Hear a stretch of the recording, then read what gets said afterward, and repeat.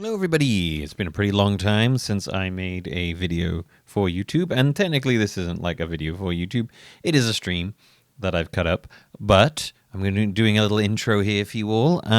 Over the past 5 months, I want to say, I have been playing every single Resident Evil game. So that is 30 of them. You may not have known there were 30 Resident Evil games. There are. Be shocked. And as a sort of post-debrief thing, I wanted to make a video of me ranking all of the games in different tiers, and then kind of going over my thoughts about them as well. I may do something else with this in the future. I don't know. I haven't really been struck by a particularly great desire to write scripts recently. I could do something off the cuff, but it doesn't usually come out that well, but we'll see. Anyway, I hope you enjoy this video. I've cut out little bits here and there. If you want to see it completely unedited, it is on my channel here. It's in the live tab when you go to like videos and stuff. There's hundreds of videos in there at this point, since I'm live like every day on here and Twitch. I mostly stream on YouTube just so that this footage gets saved and it's somewhere I can pull up, which is fine. The main thing is Twitch, but I'm also here. You know, if you ever want to check it out, I do pay attention to the chat. It's not very busy ever, but I do pay attention. So yeah, enjoy, watch the video, let me know what you think. We may do more. See you later. Well, no, see you now, I guess. So, I think I should start with, like, the big list of the actual games and how I personally found. Remember, now there is no objective way to view art. Games are art to me. They're entertainment, they're experiences. There is no objective way to look at these things. Anyone who claims so is someone whose opinion you can ignore. You know, it's like when people review films and they go, objectively, you're like, no, okay, you don't understand art. I don't think it's possible to objectively view these things. So, like, when I talk about these games, it is very much how I personally feel about them. Right, so we're going to go through the Resident Evil games, and we're going to talk about them and rank them. We're going to go in release order, and I'm going to pull up the videos from YouTube while we go. So, let's start off with Resident Evil, the very first one. The original Resident Evil, obviously, like, I'm not looking at these games in terms of legacy. I'm looking at these games in terms of how much I enjoyed playing them. I don't care about the legacy they set. That is not going to change how I rank them. But I will talk about it. I'll talk about how, you know, important they were in the realm of stuff. Obviously, like, this began the whole series. It's quite old now. Things might get moved around on the tier list as we go, by the way. You know, a lot of people don't love the... Because a lot of time I spend in inventories in this. A lot of people don't love the camera angles, the awkward as shit camera angles that you constantly have to deal with in these games, which I understand. The music also in this game is funky at best. Terrible at worst. There's a lot of very, very questionable music in this game. I am curious how chat as a whole feels about the first Resident Evil game when I was playing it. I still think it's charm. Obviously, like, these older games have this charm that I truly believe is lost in modern gaming. I don't know. I'm very, very rarely charmed by big budget titles anymore. Indie stuff I am still very charmed by because they still have this kind of vibe to them. But, like, big budget, like, studio tiles, it's very hard for me to find them like charming anymore. Tank controls, I do think they get a little demonized. Obviously they're like awkward in comparison to now, but once you've like after a little bit of playing a game with them, you get used to them. I find that with most game controls, you adapt usually fairly quickly if you stick it out. Yeah, you always got a lot of nostalgia going for it. It's obviously the first game. I'm not entirely sure. Like, I'm not entirely sure where I'd want to put this game, quite frankly, in the list of things.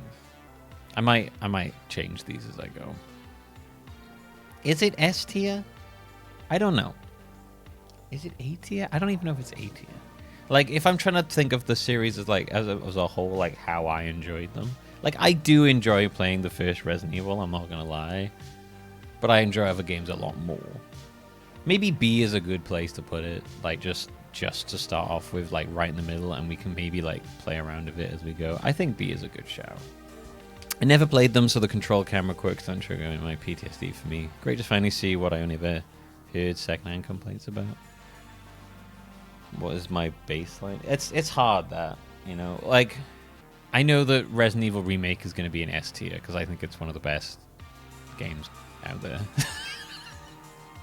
I legitimately think the remake for Resident Evil is one of the best games in existence. And I'm not exaggerating. I think this game is like nearly perfect. Aside from how awkward the boss is, though. I adore the RE remake. All right. Let's move on to the next one then. RE2. Now, RE2, I think is a lot better than RE1, like the original. I think that it takes everything in one and kind of just improves it. Like, it feels a bit nice. It feels nicer to play. I really like the dual protagonist zap system across it. It's an aspect that they made a lot worse in the remake. I do think the remake is a better game, I'm not gonna lie, but I think there are aspects that were lost in the remake from the original.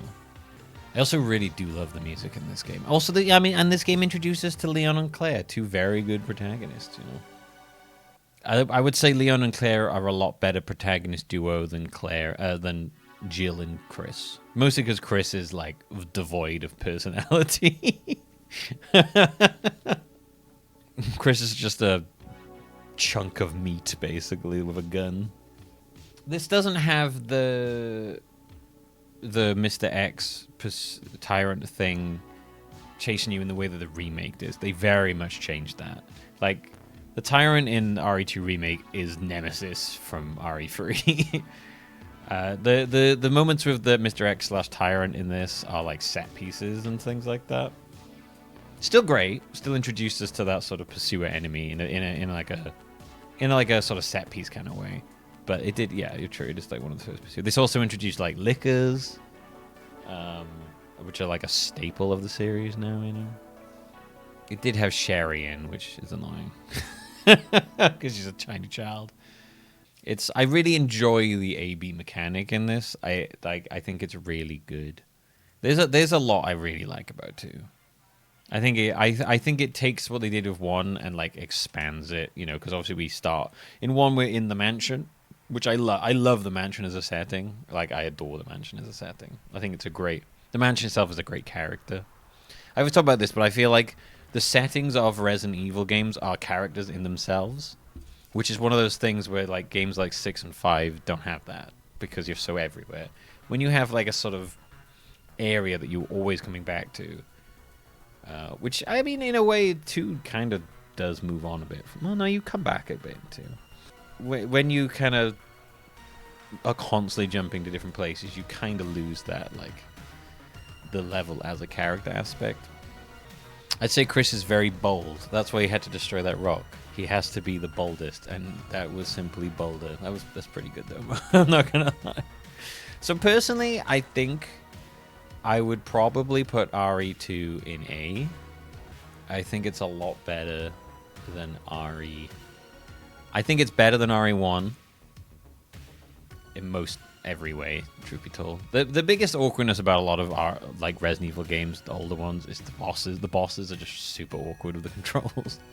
They're never like that great. But yeah, I mean, overall, I do like RE2.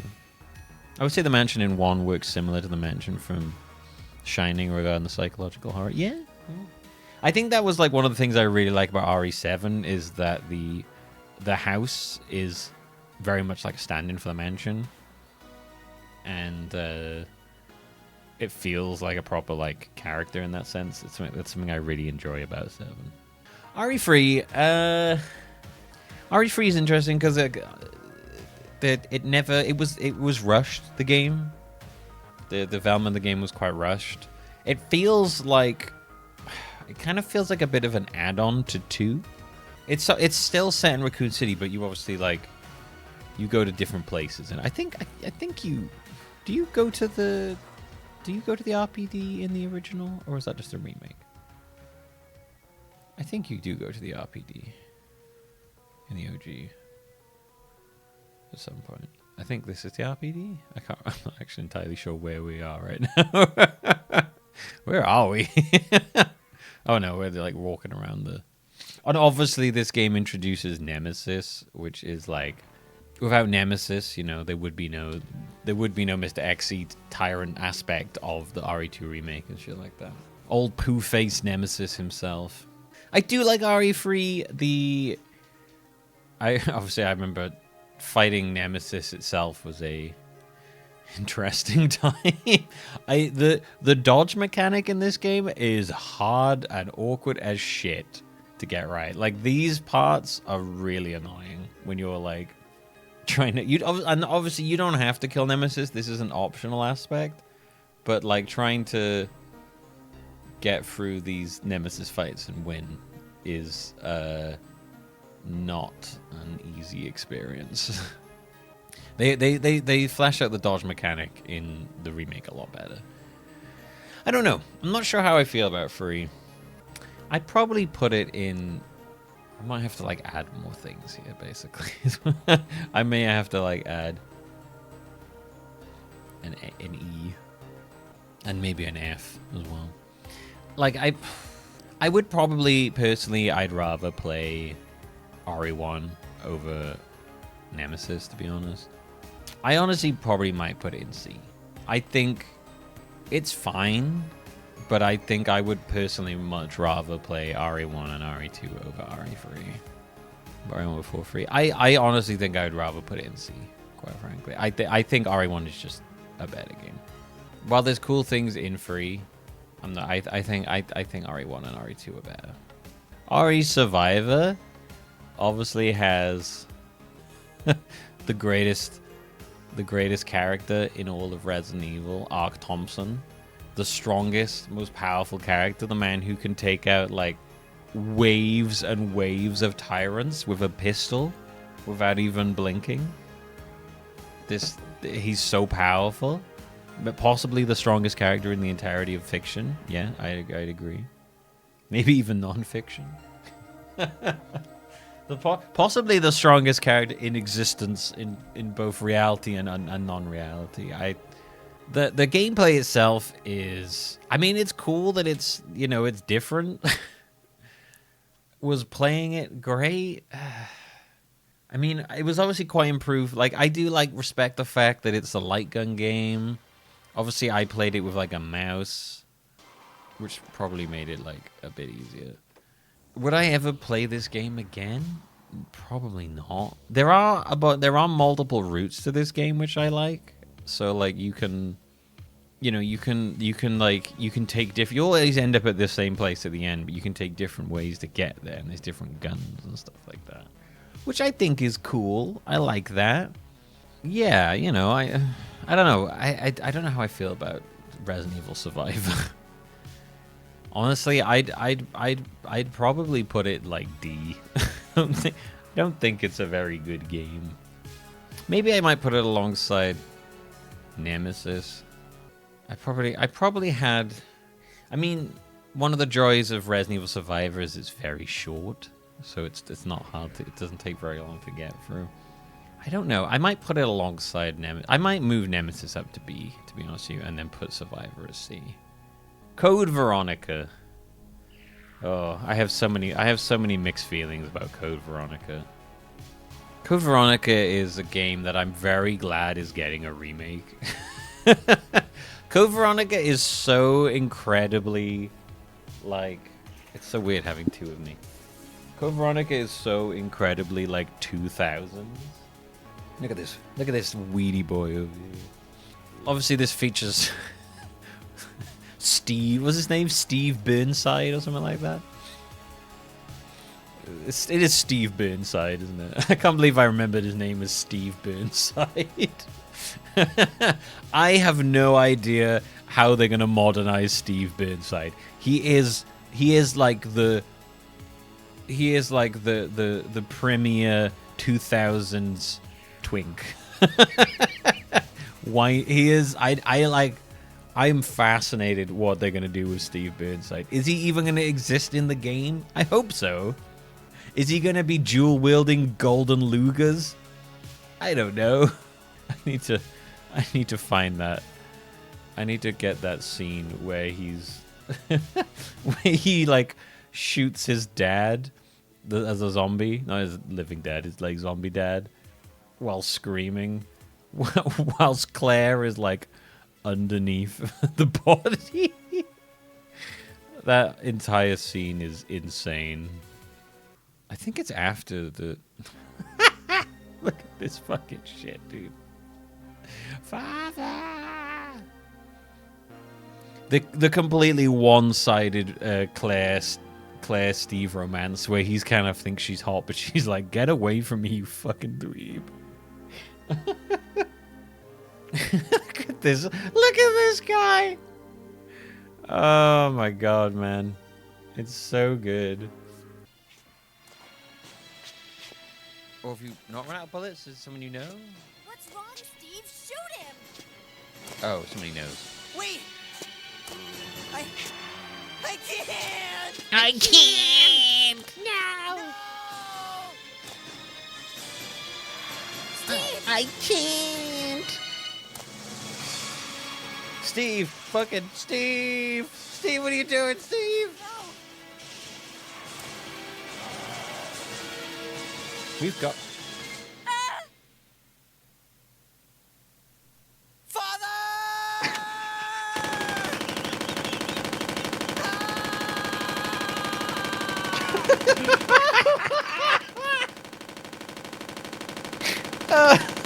Holy shit! Such an insane line.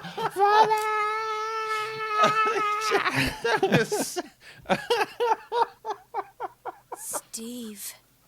It's like one of my favorite scenes in Resident Evil. I love that scene. I had fun playing this game because of that aspect. Like the super like 2000s sort of like vibe of this game. The very clear, I watched The Matrix, and now the Code Veronica exists in a post-Matrix world, you know? There's a very clear delineation in action stuff in games and media post-Matrix. And it's very clear that Code Veronica is like the first Resident Evil game to exist in like a post-Matrix world. They need that kind of that reference somewhere. Because I think The Matrix came out in like 98, 99, wasn't it? It's very clear that the Code Veronica takes a lot of inspiration from The Matrix. But like the stuff in it that made me laugh aside, it is a very poorly paced game. It's long. Like I think it was up there as one of the longest ones we played. It took us like 16 hours. The only reason Resident Evil 2 took us 17 is because we did every playthrough A/B. Otherwise, it would take us a lot less. Like that 17 hours is 4 playthroughs of Resident Evil 2 versus the 16 hours 50 of one playthrough of Code Veronica. Like, it's up there as some of the longest. The only things longer than that is RE4 Remake, probably because we played on Professional. Requiem, because it was the first time, so we're going to take our time. Village, again, first time. Any time I'm playing a game for the first time, it can take me longer. 6, because 6 is actual torture, and you know... I think, yeah, it's just 4 Remake, Requiem, Village, and 6, I think, are the only things longer than Code Veronica, and not including the 4 playthroughs of RE2. It's long. It's a long game, and I think it's made a lot worse by the whole Chris part. I don't know how they're gonna sort out the Chris bit in the remake. Chris is like Chris coming into it and basically like redoing large chunks of the game, but as Chris is not great. I think it breaks up the story too. I would much rather if the story just stayed focused on Claire, who I think is a great protagonist in this game. I think Claire being the main protagonist with maybe like a Chris cameo or come in. Like, Chris does need to be in the remake because he needs to get canonically the shit kicked out of him by Wesker. I think we should all enjoy that moment as well. where Wesker beats up Chris. That is a wonderful moment in this game. The moment where Chris decided he needed to get on the juice. This is Wesker. This is Wesker kicking the crap out of Chris. It's so good. I love it. You need to have this in the remake. I don't know where I'm gonna put this game, quite frankly. I did enjoy playing. I did enjoy playing through it, but Chris just gets his ass kicked here. It's so good. he literally just gets punched in the face for like 2 minutes. This is the most character like growth Chris ever goes through, is getting beaten up. While Wesker like stunts for the crowd that isn't there. Like, what is this? Is this a wrestling match or something? It's so good. He only gets saved because like a fiery pipe falls down, I'm pretty sure. That's the only reason he doesn't die there. Oh, and Wesker's going to the crowd. He's gonna do his finisher. The Wesker palm. Yeah, so I don't know. I don't know where I put Code Veronica. I'm struggling with that one, quite frankly. I don't think it's one. A lot of people said it's one of the worst. I would highly disagree with that. When shit like Dead Aim exists, Operation Raccoon City. Yeah, no. Code Veronica is fine. It's a not great paced game. Would I want to play it again? That is a good. I might put it in like the B tier. I think B, probably above Nemesis. I enjoyed my playthrough of Code Veronica because it made me laugh a lot. I love how 2000s this game is. I think I'd put it in B tier. I don't think I would replay it as quick as I would RE2, but I would definitely replay it over Nemesis. Yeah, I'm gonna go with that. Alright, so the next one is Resident Evil Survivor 2, which is the other light gun game, and I kinda hate this game. This was miserable to play. I do want a Resident Evil wrestling game. They just like they retell the story through a wrestling aspect. It would be so good. I hate this game. I really do. I really don't like this game. It was really awkward to play. It was really difficult to play. I mean, just look at the gameplay. For some reason, Nemesis is in this game. It makes no sense. Like, I remember this game taking me like ages to get through. Because it's like really hard not to get hit by enemies, especially bosses. yeah, I'm not a fan of Code Veronica Resident Evil Survivor 2. I would probably put it in D or E. I'm gonna put it in D for now. Probably no, I'm putting E. I'm putting it in E. I do think it's definitely down there at the lower end of the series. Not a game I would really ever want to play again. Resident Evil Gaiden, the Game Boy game, the only Game Boy Resident Evil game outside of the unfinished Resident Evil 1 Game Boy port, which I didn't play. Gaiden is kind like I remember when we were playing Gaiden.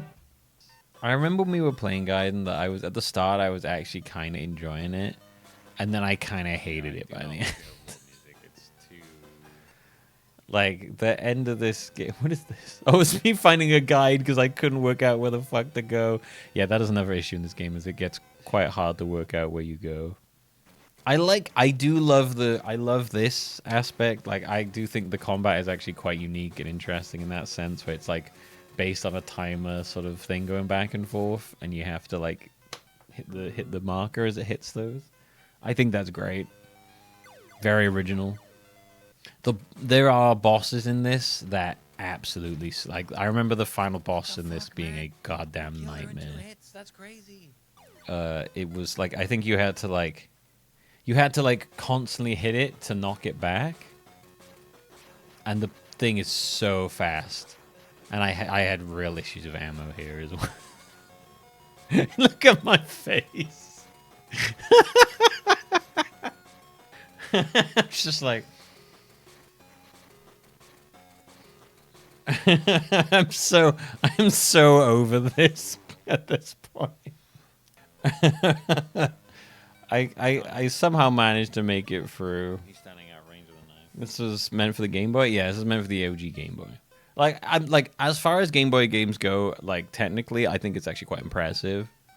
And I do like the visual. Like, I love this visual. I think the zombies look great. I won't lie. To play it is not very fun. And I will also fully admit I have an extreme bias against Game Boy games. I just don't like playing them. There is something about the same with Game Boy Advance. Even though I grew up with them for a lot, I just don't have this nostalgia for them. Even though I played them a lot as a kid, I don't love the sound chips. They always annoy me. They kind of just remind me of when I was bored as a kid, and I don't love... I don't know. I think one of the things I don't love about the Game Boy and Game Boy Advance stuff is they always felt very restricted. And so it never really, like, felt like I was... Like, they had to work within such limited... And in that sense, yeah, it is kind of cool at what they managed to get out of some of these restrictions. But, yeah, I don't know how you guys felt about me when I was... how you felt about the experience of watching me play Gaiden. Whenever I do these marathons, the Game Boy games and the Game Boy Advance games are the ones I look forward to the absolute least. They're the ones where I'm like, oh, fuck.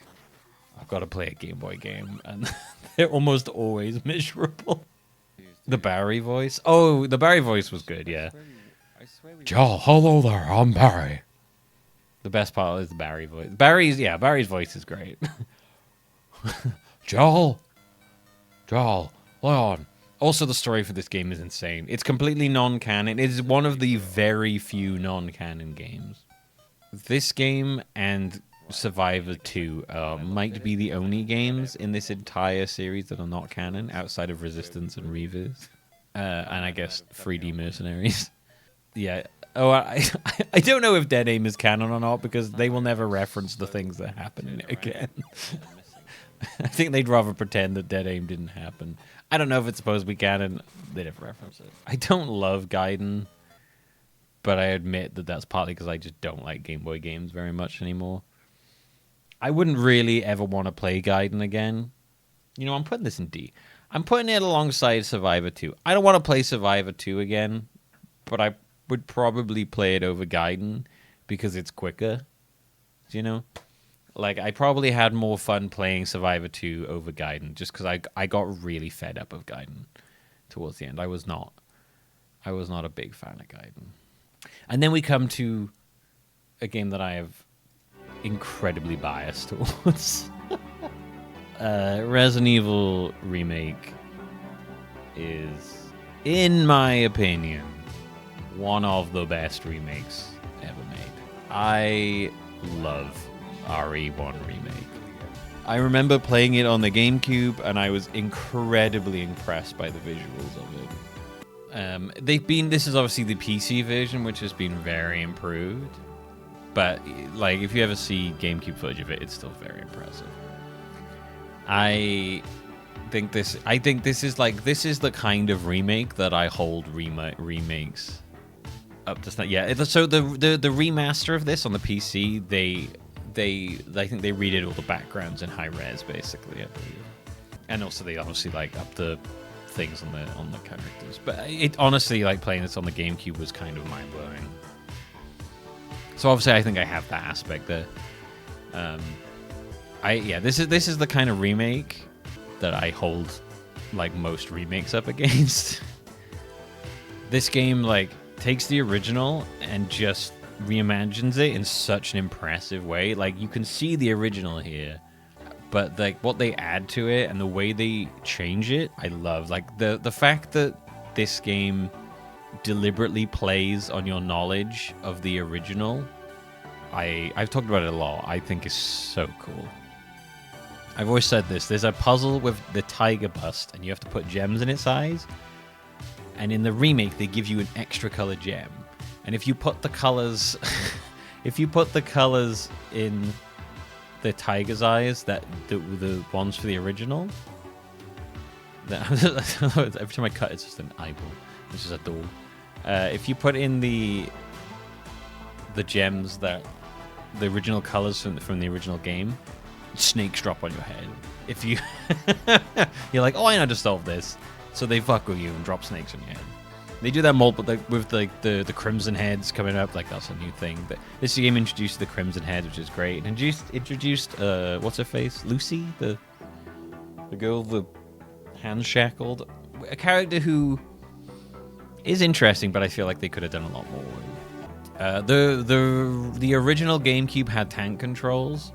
This version, while it has the fixed camera angles, it doesn't have tank controls. You can move freely within the camera. So you can. There's the remastered version on PC has two different control systems. It's got the originals, which is tank controls, and then the modern version, which you can just kind of move around freely and stuff like that. Which I think is probably a better way to play the game, quite frankly. Lisa Trevor, yeah. Lisa Trevor's an interesting character that I feel like they could have done a bit more with, to be fair. I love how they change up all the puzzles and stuff like this. I'm a big fan of this game. I think the music's great. The atmosphere in this game is like nearly unmatched. This game is a vibe. One of the things they lost with the move away from fixed camera is the incredibly impressive pre-rendered backgrounds that absolutely set the tone. Like, I love this because the way that they obviously have full control over how the camera is, so they can set up a scene exactly how they want it to be and give the exact feeling to it. You know, often like they'll do shots sometimes where it's like through a window, which gives you just this feeling of like someone is watching you and waiting to jump through the window, which I think is just so good. That's one of my favorite things about fixed camera angles is it gives the devs full control over where they want the camera to be at any moment and how they want you to feel and set up that thing. I don't have an issue with fixed camera games. I know a lot of people. I think modern gamers who didn't play a lot of the older stuff just don't want to deal with this shit, which is fine. Again, though, the only issue with this game is the bosses are awkward as fuck. I think that across most of the RE series, the bosses are really awkward. Like, apart from like the newest ones. The bosses in like RE9 are really great because of the parry system and the way you can do stuff. But the bosses in a lot of the older games are super awkward just because of the way the camera is and the way that you control. I think that's a thing that's kind of plagued Resident Evil for most of them. Without hesitation, I put this in S tier. I think RE1 is absolutely one of the best games in the series. I love it. I think we're gonna sound like old men, don't we? Modern gamers have high expectations. It also depends like what you're looking for. You know, if you're just after like graphically is what motivates you, then yeah, you know, I get it. I'm not motivated by graphics in gaming. I'm motivated by like the gameplay and the vibes and the overall execution of like a creator's vision and stuff like that. And I think that was like executed perfectly in that game. I love that game. With it, the easiest S tier in this whole thing. And then we moved to RE0. Yeah. I'd played a little bit. Another game that came out on GameCube originally. I played some of this on the GameCube, and then I stopped. And playing this now, I get why. The dual protagonist system in this is a fucking nightmare. There'll definitely be a theme in this. Any game where you have two characters on the screen at once is typically a game I don't really enjoy in this series. This definitely feels like a blueprint for like 5 in terms of the two characters on screen, but there's no multiplayer in this. And if one of the other characters dies, then you die. Leading to a lot of situations in this game where I died because my teammate died, which sucked.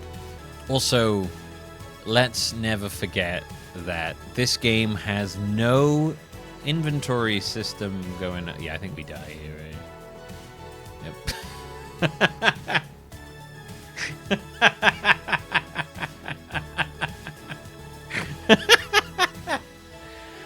That is the face of someone who is incredibly tired of losing because their teammate gets eaten. I was so sick of this.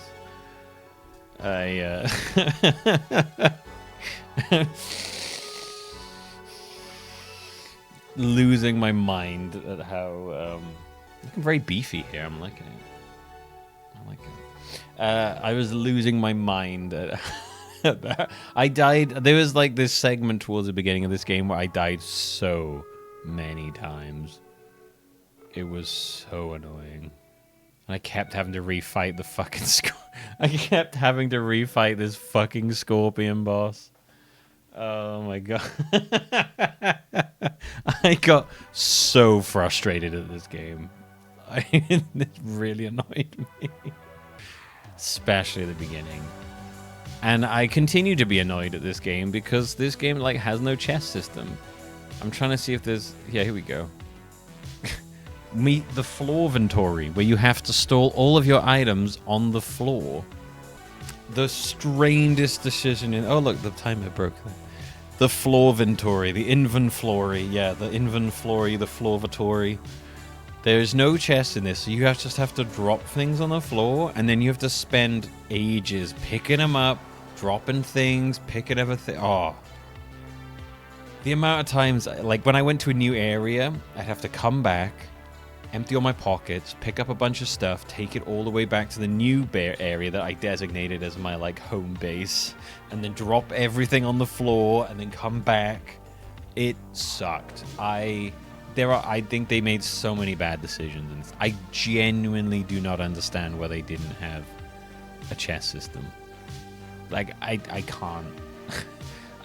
I cannot fathom what their thinking was behind not having a chest inventory system in this. It works. Why get rid of it? I don't like Zero. Honestly, I don't want to play Zero again. I would love to see Zero get remade, quite frankly, into a better game. Yeah, I wouldn't want to play Resident Evil Zero again. Also, it's long. It took me ages. It took me like 13 hours. It's too long for that game. I don't know. It's not the worst, but I definitely didn't enjoy playing Zero. I would probably play it over Gaiden, but I don't think I would. I think I'd still rather play Resident Evil Survivor. I probably would rather play it over Survivor 2. Maybe there. Maybe it's not. I don't know. I really don't like Zero. There's so many stupid decisions in Zero. I think I'd put it there. I think I'd put it in D. I don't think Zero's very good. Okay, Dead Aim is easily an F. I think I need to make a new one here. That is F. Just fucking trash. I honestly might rename what these are. Dead Aim is bad. Dead Aim is really bad, but also funny in that it's so bad. It's like it's like funny bad. It plays like shit. It's got this weird hybrid 3D light gun system to it. It features cutscenes. Such a weird game where Raccoon City, the subtitles western town in the United States, are different from what they're saying. a substance known as the T virus leaked throughout the town. Cow. However, Umbrella, the corporation developing the virus, refused to abort the project. Like none, the Once again, subtitles are the completely threat of different to what he's biological saying. Terror was thrust upon the world. One It is like that through the entire game. Why you American spies choose to use such ugly guns? And is still the main character's name is Bruce McGivern, and his enemy The subtitles is are completely different to what they're saying. what is his enemy called? It's something like insane. It's like Morpheus Duval. That's it. Morpheus Duval versus that Bruce bullet virus McGivern. going to your head. What do you plan to do with the T virus? I'm afraid that's all the playtime we have for today. You die. Now. Although when he transforms at the end of the game, he does turn into a very sexy character. Maybe you're wrong. Oh yeah, I'm pretty sure this game was Dude, funded what is by fucking Chinese happening right now? investors. Or made possibly in China and then really badly translated due to the heavily featured random sort of Chinese secret agent in the game, which is usually a dead giveaway of Chinese investment in a game when there's a really shoehorned in Chinese Borderline secret agent experimental. character. A great example of that is the second, the film with the robots and they beat the monsters up. The second one of those has like massive Chinese investment, so they shoehorned in this random Chinese character who doesn't fit with the narrative. Pacific Rim 2 had massive investment of this Chinese group, and you can say the stipulation was put this character in, and she doesn't work at all in the story, and she's really forced in.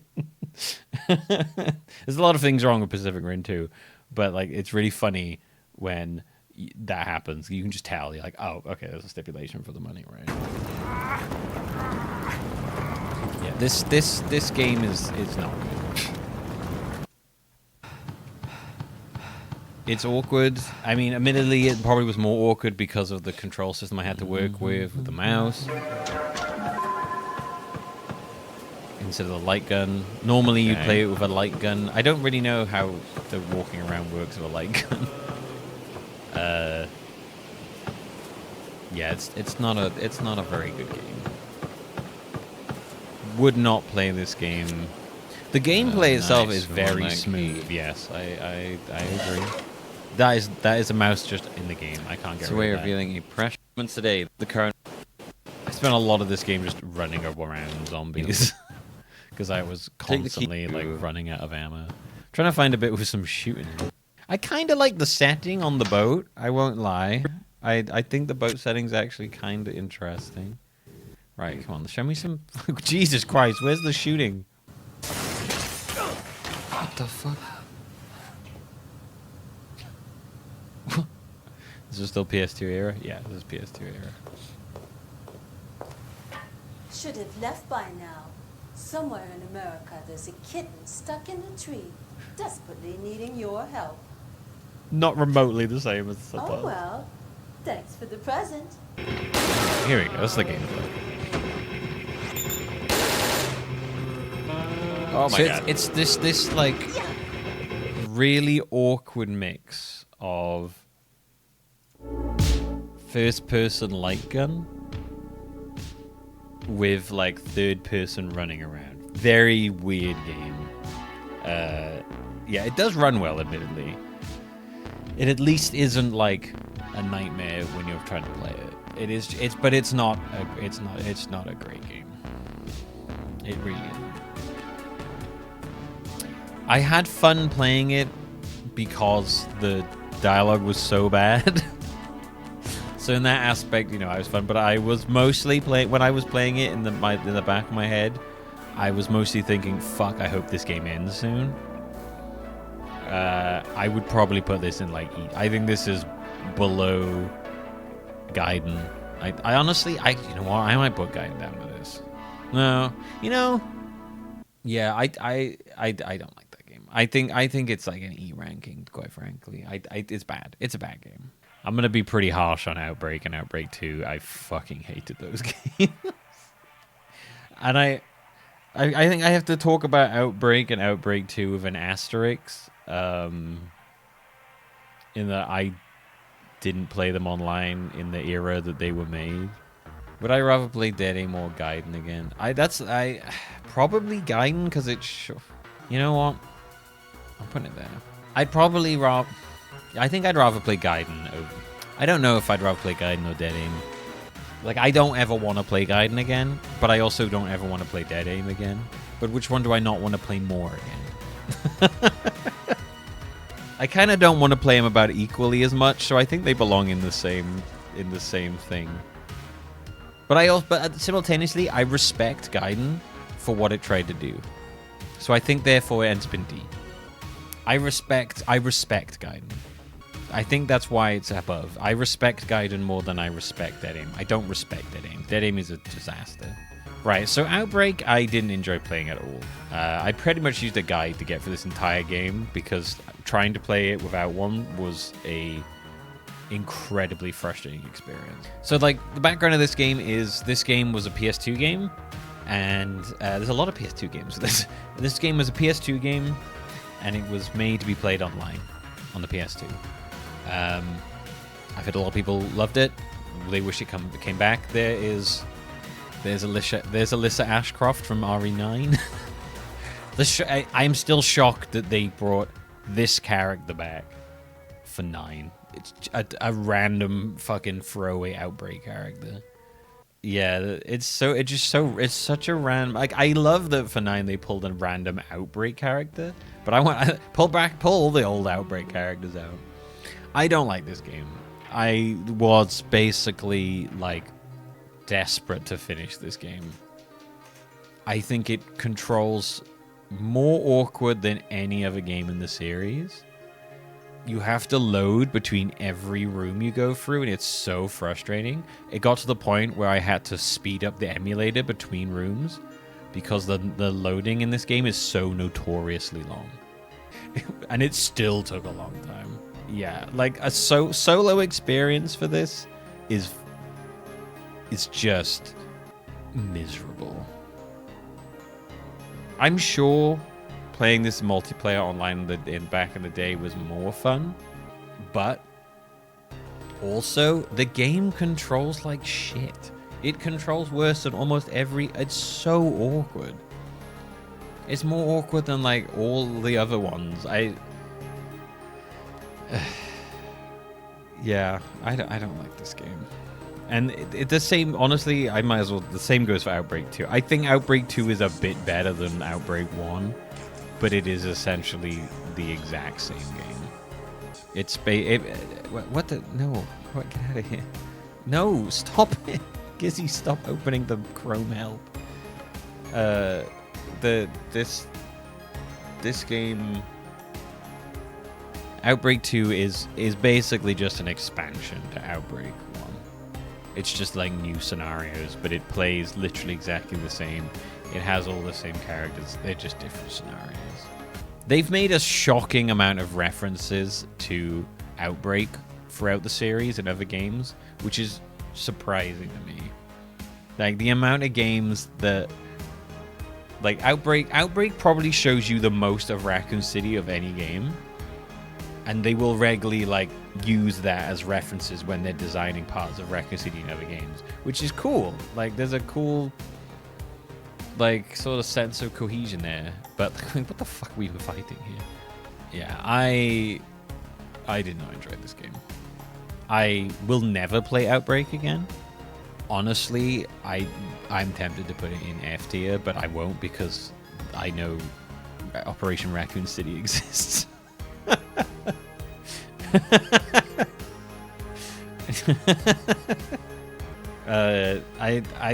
I think these both belong alongside Dead Aim for me personally, and File 2 is just a tiny bit better than Outbreak. Honestly, I'm tempted to put him in F. I really don't like Outbreak. I hated that game.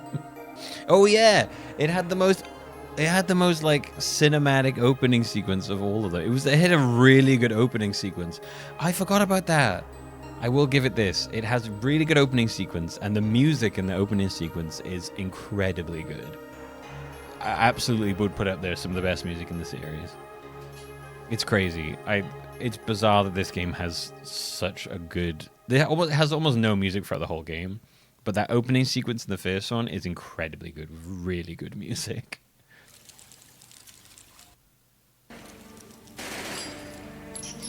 It's really good.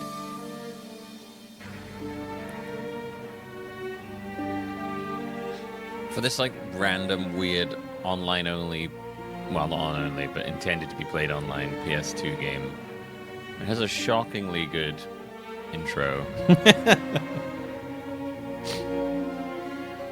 It's so good. I love the way the bullets turn into like the cells. I think that's fantastic. It's And so the muzzle flash like that is becomes, like, such a little good cells. transition. That kind of blew my mind. Not gonna lie. It's really good. It's so good. I just and the The music music is is great as well. The music, oh. Yeah, I do genuinely think this has maybe the best intro in the whole series. But that cannot save this game. It is a chore to play, and I hate it. All right, so up next is RE4, the OG RE4. I have unabashed nostalgia for this game. I won't lie. I can't really deny that. I grew up playing this game. I played this game endlessly on... I like how I got the bit where I tried to look this good. I replayed this game endlessly on GameCube. Obviously, I'm not ranking them on their, like, impact on the gaming industry, but RE4 has had such a massive impact on games after it that it's kind of impossible to describe. This game has been so influential on so many future game designs. It's insane. This is like a defining game in gaming history. It's not without its flaws. There are chunks of 4 that drag. There are chunks of this game that drag. The island kind of sucks. No, RE4 was a GameCube exclusive originally, and then it came to PS2. We're still PS2 at the moment. This was one of Capcom and Nintendo had this exclusivity deal for like a couple games, and that's what birthed the RE1 remake, RE0, RE4. So basically, just like a lot of good games, minus 0. They had this exclusivity thing, yes. It was a bunch of games, and 4 was a part of that. So this was originally a GameCube exclusive, and then they ported it to PS2, which is where they brought the DLC, the Desperate Escape sort of a bit into it. This game has been on everything. This game has been ported to so many things. There are an insane amount of ports of this game. They did, then they did the HD remake for PS3 360, and then they ported that to like everything. Yeah, there's a VR version of the original version. Yeah, no, I'm the same, Jomo. Like, I love this game. I have played this game a lot. I know this game really well. I think when I was playing this on stream, I was mostly flying through it. And even I think I was on professional on this as well. This game is a lot easier than the remake. The remake is so much harder than the OG. This game is just so insanely influential. It's crazy. But the same with like what Jomo said. It's a fun game. I love it, but there are aspects where I'm like, oh fuck, I have to do this bit, and I'm like, oh my god, this bit really. And then you're playing it, and you're like, oh my god, this bit drags.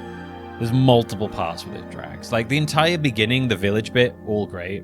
It's usually like the island that I think drags quite a lot. Definitely the weakest aspect of this game is the island. I've always felt that. And there are parts of the castle that tend to drag, and there's just like little segments where you're just like there's like a whole. I think the whole underground, there's a large chunk of like the underground part of RE4 where I just don't like it very much in the castle. That super drags. It's a line they changed in the remake. I see the president equipped his daughter with ballistic missiles.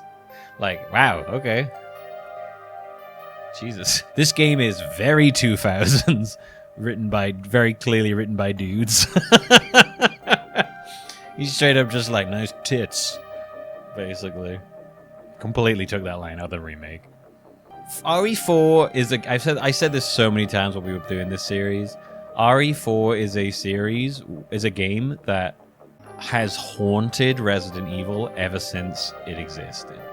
Like every game after RE4 wants to be RE4, and often in the worst ways. Like I've said it so many times. Like Resident Evil game series is individual games until 4, and then after that it's RE4 in different forms over and over again. They establish like and for better and worse. Like in some aspects it's good, in some aspects it's really bad. Like 4 definitely brought out some of the worst aspects in the future games of Resident Evil. But it's simultaneously created a lot of really good shit, and also is responsible for a lot of bad shit.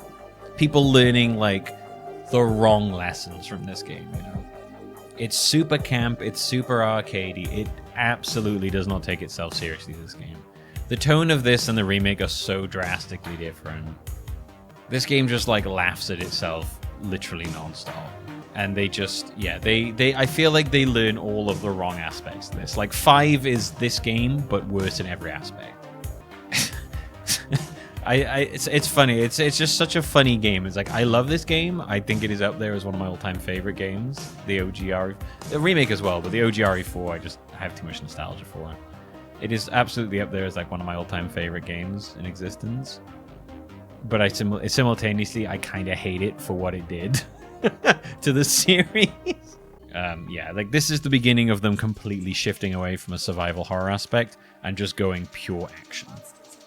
But yes, 4, I love 4. 4 is an S tier, 100%. It's probably above the RE1 remake. I could replay RE4 OG like literally anytime and enjoy myself. With the occasional drag bit, I think S tier without a doubt. Like, yeah, I love RE4 OG. Which leads us to the next one, Deadly Silence. A game I had never played, and I'd kind of forgotten existed, to be honest with you.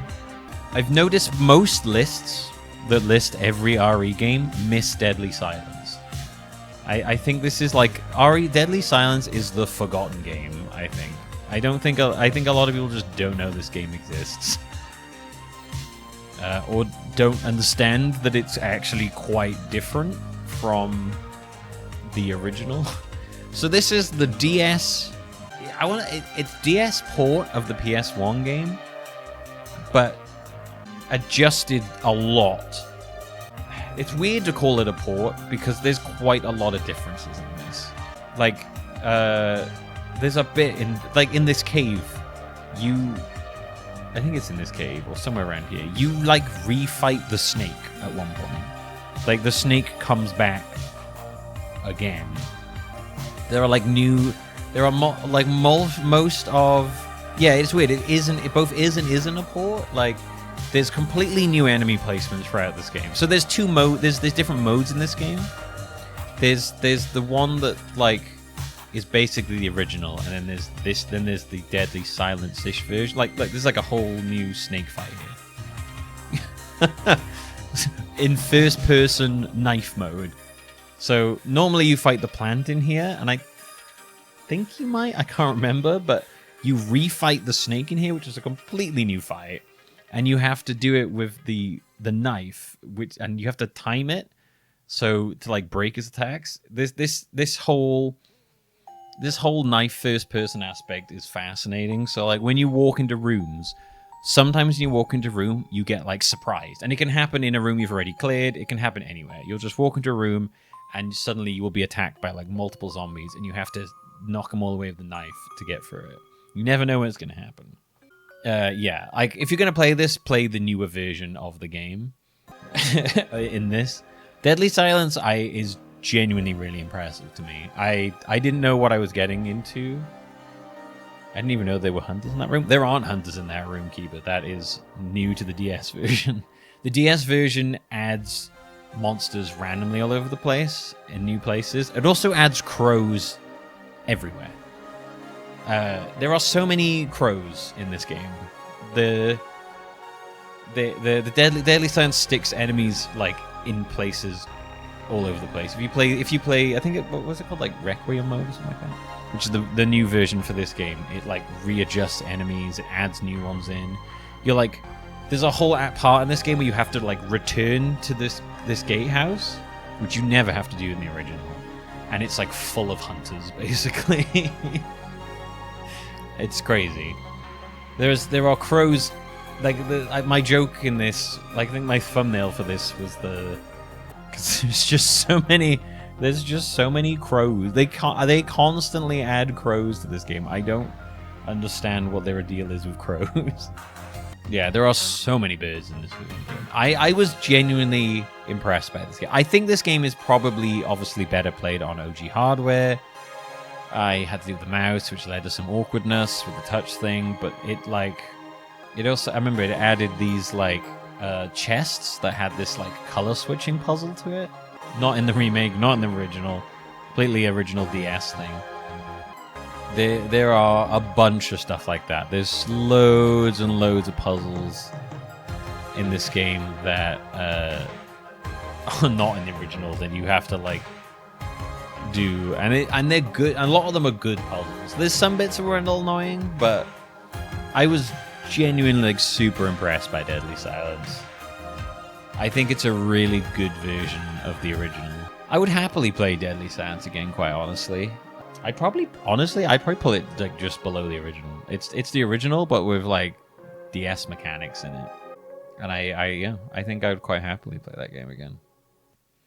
Umbrella Chronicles. Oh, definitely like one of the stars of the marathon, I'd say, in terms of how good it was. I think like this took a lot of people in chat by surprise by how good it was. And me, because I played some of it and I remember enjoying it, but I enjoy this a lot more than I expected to.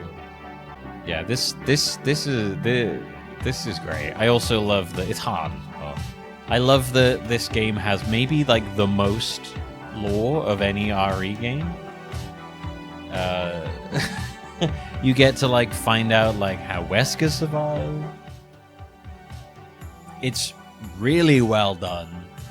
It's difficult, but it is incredibly well done. This game is just like really impressive. It retells like RE1, RE3, RE1, RE0. And then it has its own original bits as well. Like very, very impressed by this game. I really enjoyed it. I remember a lot of people who came in watching it, had never seen it before, were like, "What the fuck? This is super cool." I know that a couple people went out and found copies of the game to play after seeing me play it. So if you have a Wii and you can find like a cheap copy of this game, I think Darkside's a bit more expensive. But if you can find a cheap copy of Umbrella Chronicles and you have a Wii, I would highly recommend. I think I prefer this to Dark Chronicles because Dark Chronicles has an issue where it gets a little too crazy with the camera. This one is a lot more arcadey. The Dark Chronicles tries to really hard to make it like you are the person and their head's moving around everywhere. Fortunately, that makes the game really difficult to play. Oh yeah, you can also play this game. I forgot there is a PS3 version of this game as well, on PS Move. You can play it through PSN, but it is streamed, so that's always a disadvantage playing games. A bit awkward. Yeah, if you have the PS Move, thanks Gizzy. If you have the PS Move, then also check out that. I've not played that version. It probably runs a bit better, to be honest. I imagine this game does have some awkward, stuff with the frame rate occasionally. Also, this is the first game we get to like canonically play Wesker in as well, and the only game we canonically play Wesker in. You can play Wesker in other games, but it's always as like a sort of a non-canon sort of side mode in the game. Yeah, super love this game. Very happily play Umbrella Chronicles again. I'd probably put an S tier just below RE1 Remake. I genuinely think Umbrella Chronicles is an incredibly good game. A lot of replay value in that. I might be like weirdly high, but I really enjoyed Umbrella Chronicles. Maybe A.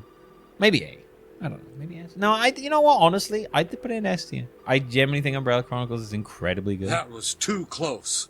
You were almost a Jill sandwich. Loved it. Luna Young gifted a tier 1 sub to Smutter. Play it again. I would happily play it with other people as well. I think Umbrella Chronicles is fantastic. Right, now we come down to RE5. A game where I feel like my opinion differs to a lot of other people's opinions of this game. I know a lot of people that really like this game.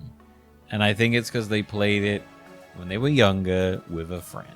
I think this game is where they took... Its best shows where they took what they learned from RE4 and went in the worst direction.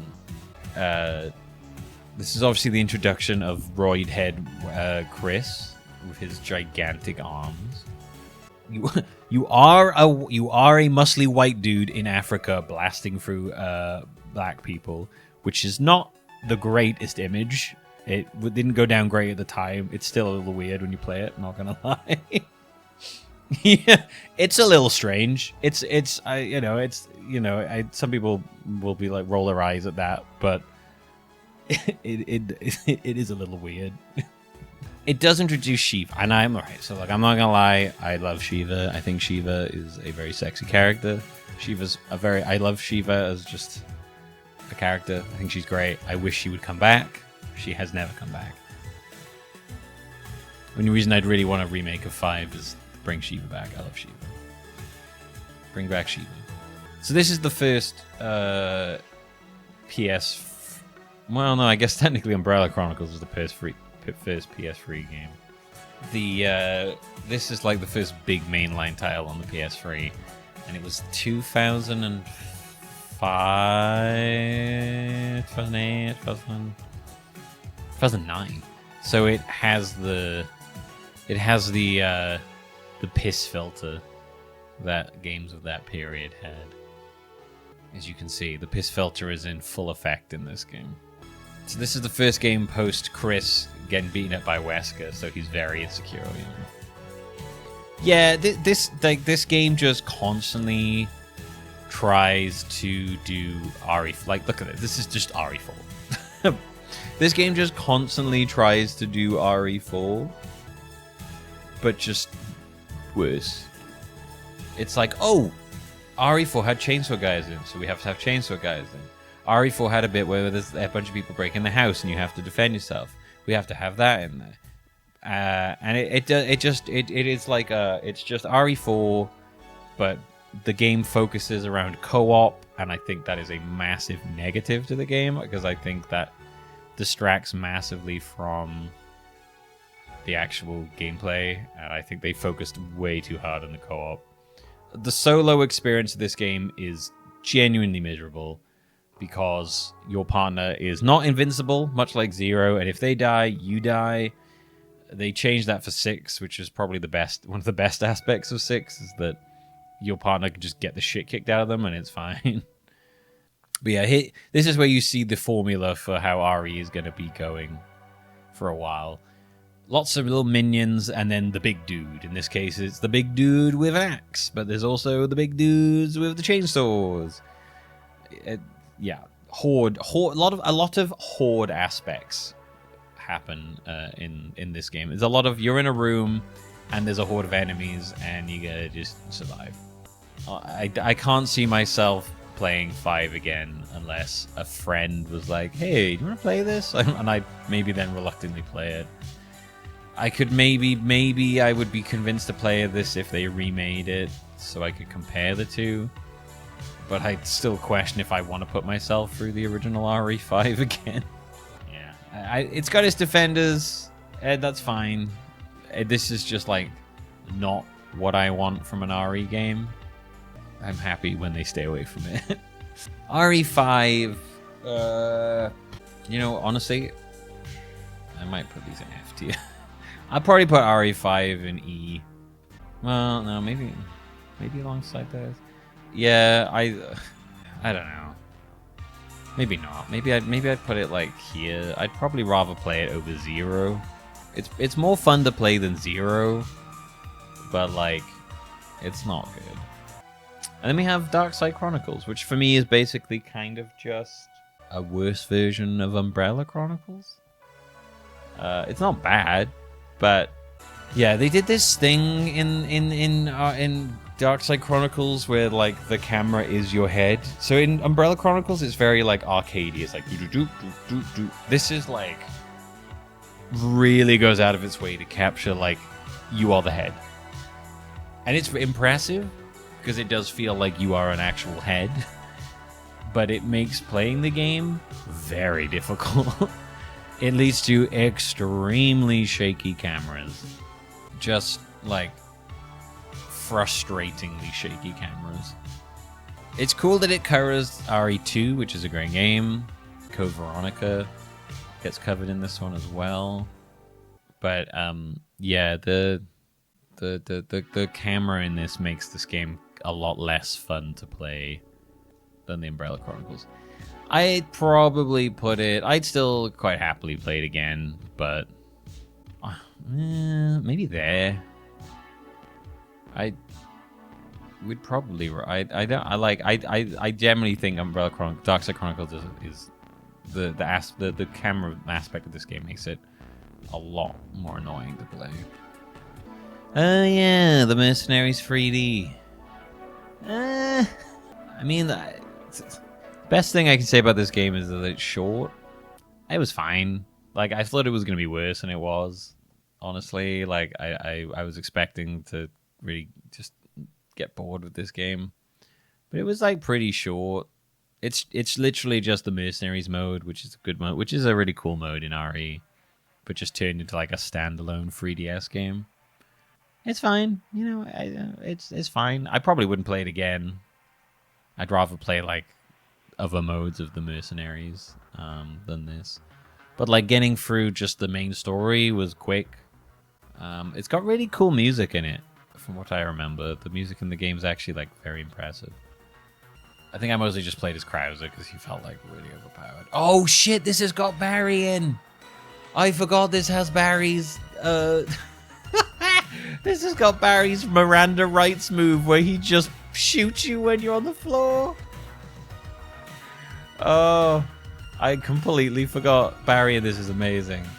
All of Barry's moves in this are like memes. The Barry sandwich. Oh my god. The Barry headbutt. The Miranda Rights. Shoot him while they're on the floor. Holy shit, I completely forgot about that. Yeah, the Barry stuff was great. Finding out the Barry moves was incredible. That definitely bumps us up a bit. Like, I didn't love this game. I wouldn't play it again, honestly. You know, back in the day, if you had it on the 3DS, I could definitely see it being fun to like spend some time fucking The headbutt and the Miranda rights shit is so funny. I just love the move is called Miranda rights. And then you just shoot him. Oh, it's so good. It's unoffensive. Like, I'd probably put it in the C tier. Like there. Honestly, a bit below Darkside Chronicles, I think. Not much to say about that one. RE Revelations. I like this game. I'd never played the Revelations games before. It's cool that we get to play as Jill again. I loved the previously on. Coming up next time on Resident Evil Revelations. That stuff was amazing. The gameplay kind of jumped. There were some aspects of this I didn't like. This game does have the worst characters in the entire series, being those two dweebs with the axe.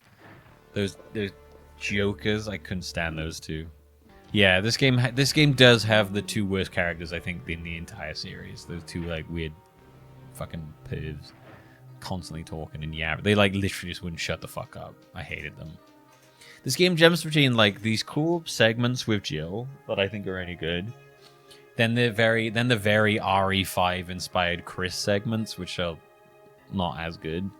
And then also has you sometimes play as these two jokers that I just wish would fucking shut up and die. I hope those two are in the Resident Evil characters.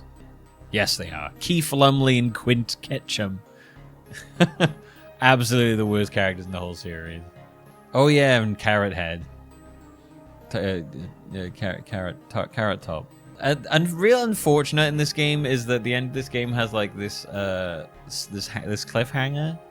Yeah, I don't know. The plot points that they kept from this, as far as I can tell, they just decided not to bring up in Revelations 2. They just completely dropped the sort of dangling plot thing they had as their little teaser at the end. I don't really know why they even did it, quite frankly. Oh yeah, this game does also feature the most egregious design of a female partner. Her fucking like one-legged scuba tactical gear. Oh my god! But you jump around a lot in this. You play a lot of different characters. There she is. I mean, it turns out she's evil, but like her character design is fucking ridiculous. Her whole thing is that she just really wants to fuck Chris, basically. Honestly, this came out originally on the 3DS. We played the PC port. I don't know how the game played on the 3DS, but I mean, if they had all this on the 3DS, it's very impressive. Previously on Resident Evil Revelations. I love this stuff. It was great. There's Carrot Top. I genuinely enjoyed Resident Evil Revelations. I thought it was really fun. I don't really have any like bad things to say about that game, other than the fact that it has the worst characters ever in it. I don't know where I put it. Honestly, I'm gonna do some moving. I'm putting, you know what? I'm putting these in A tier. I'm putting Revelations here. Okay. I mean, this is going in F. Just letting you know right now. I think this is one of the worst games in the whole series. I hate this game. Literally the only good thing I can say about this game is that it is short. It took me like 5 hours to beat, and I'm really glad it didn't take me any longer, or I would have gotten really bad. I would have gotten really mad. This game feels unfinished. I think putting this in the RE series is dubious at best.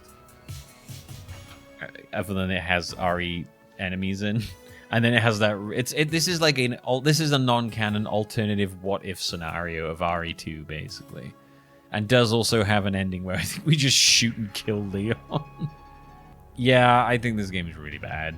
Again, I have had at least one person defend this game. They're like, I like this game, and I'm like, okay. I don't think you like Resident Evil games, but I'm sure it's definitely for someone. It is not. I don't think it's for me at any way at all. I don't think it's really made for Resident Evil fans. It feels like a really bad attempt to just cash in on the series. It's not great. The frame rate in it is also really bad. Way too much shooting at other people with guns, which is one of my least favorite things in this entire series. The story's fucking pointless. the end of the game, it feels so unfinished. It's really weird. It just like ends randomly. You can, at the very end of the game, you can choose to either kill him or not. If you choose to defend him, the game is way easier. The ending is way harder if you try to kill him than if you defend him. If you defend him, it's just like, oh, this isn't too bad. And the game just goes like, and then it like just ends, I think. It's really weird. This game, the game just, yeah, that was it. That's the end. They say they're going to gut Umbrella from the inside out, and then the game never got any more because I think it did really poorly. Unsurprisingly, yeah, I don't have much to say other than I think this game sucks. I think it's a bad game. I think it's a lazy game that is just designed to fill a shelf and go in a bargain bin, and that is its whole purpose in life, is just a shelf filler. RE6, famously reviled game. RE6 is like playing like 4 games in one. It is Leon, it is Chris, it is Jake, and it is Ada. I still to this day do not really understand what the story of RE6 is. And quite frankly, I don't care what it is. RE6 is like the pinnacle of everything they were doing wrong with the series. It is all action, no horror. Like Leon's part is the best part of this game, and it still sucks. Everything after playing as Leon is so much worse. Chris's part of this game is maybe one of the most boring things I did in the whole marathon, outside of like Operation Raccoon City. Like there's some so like some of the gameplay in this is kind of fun. Like there's some of the action. I won't pretend it's not. But it like this game is so just like not RE. I don't know. Yeah. Again, most of the time I hear people talk about this game. They're like, "Oh, it's fun in multiplayer," and I'm like, "Cool, I guess." But like, I hate this game, and I wish, and I'm incredibly glad that this game was so poorly received. I know it's sold alright, I think, but it was so poorly received that it basically killed the series for multiple years. Like up until this point, we've had an RE game pretty regularly, like every year or every 2 years. I think after 6, the game went on hiatus for like the series went on hiatus for like 4 or 5 years. Minus like Umbrella Corps, what the fuck that was. This game is the reason that 7 is good, you know? This game is such a fucking disaster and a mess that we eventually ended up with like good RE again. So I will praise it that its disgrace gave birth to good stuff. I cannot stand RE6. I never want to play this game again. If I ever did, it would just to be play the Leon bit. The Chris bit in this is so boring. And also this fucking nobody character who just dies at the end. Ugh. Like, this is the culmination of the path they were on since 4. And it's a really bad culmination.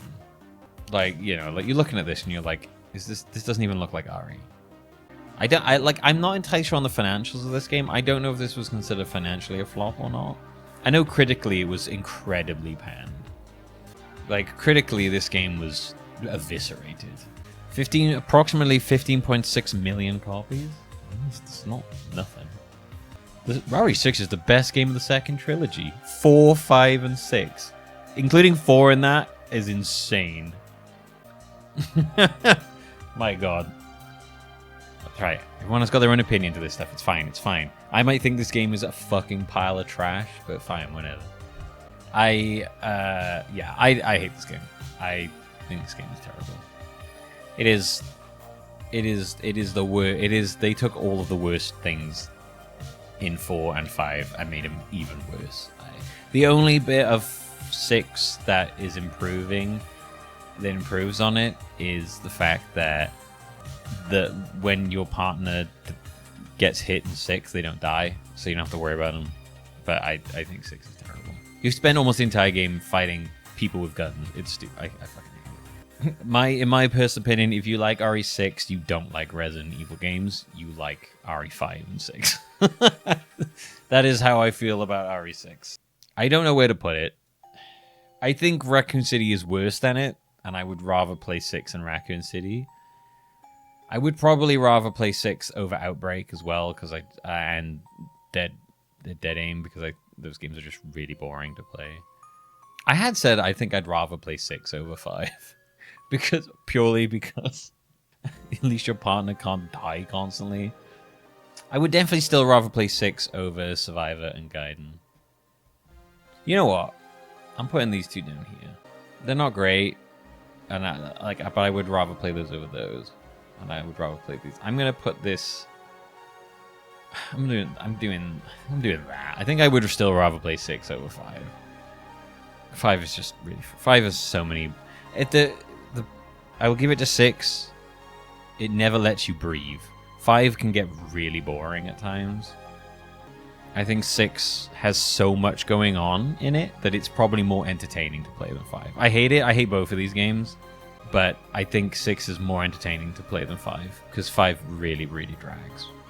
On lots of parts. Like the bits of 4 that drag, it's like most of 5. I definitely rather play these two than these games. Oh my god. Resident Evil Revelations 2. Pretty good. Honestly, I like both the Revelations games. I think they're fun. This is the one where you play as Claire and Barry. Obviously, this game gets a massive boost because you get to play as Barry. Motherfucking Barry. Negative because you have a child with you, which is always a really bad thing in games, and they should be banned from being in games.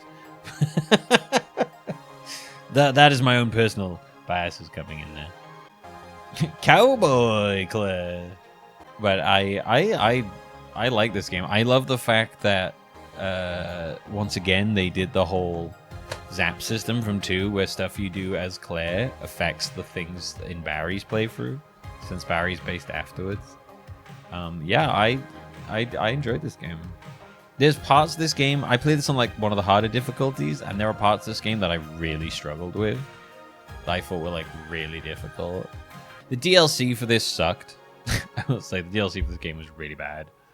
The actual gameplay was fun. Honestly, my least favorite parts were probably the bits where I had to run around as a little girl. Because I didn't really want to be sneaking around and stuff. It's very action packed, but it is good. And it's also freaky though. It's like action packed in a fun, freaky way. Like this definitely leans more into the action. I generally like this game though. I think both the Revelations games are slept on. I not heard too many people talk about Revelations. I think I like 2 more than 1 because 2 doesn't have those chuckle fucks from 1. RE2 beats RE Rev because it doesn't have those chuckle fucks from Rev, and it has Barry, and so Barry is great. Honestly, I might actually put it up like here. I think RE2 Revelations is like A tier. I think it's really good. I think RE2 Revelations. I think Resident Evil Revelations 2. I think is like legitimately really good. Like right, Umbrella Corps is the worst thing we played this entire marathon. It is a fucking travesty. It is worse than Operation Raccoon City. I'm embarrassed that I had to spend money on this game to play it. I bought it from a key reseller, and I don't regret it. I paid like £4 or £5 for it, and I think that's too much. I happily bought that from a key reseller website because they charge you on Steam like. Was fucking like 30, 40. It's insane. I'm like the amount they're charging on Steam for this game. Oh, it's on sale at the moment. It's $15.99. Okay, so on Steam it's normally like $15.98. I think I paid about that on the key reseller. $3.99 is still too much. Honestly, they should pay you to play this game. It's fucking miserable. Let me get some gameplay up. Yeah, I didn't enjoy playing this at all. It was not fun to play. I only played this because it was a part of my mission to play all the games, but I did not enjoy playing this game.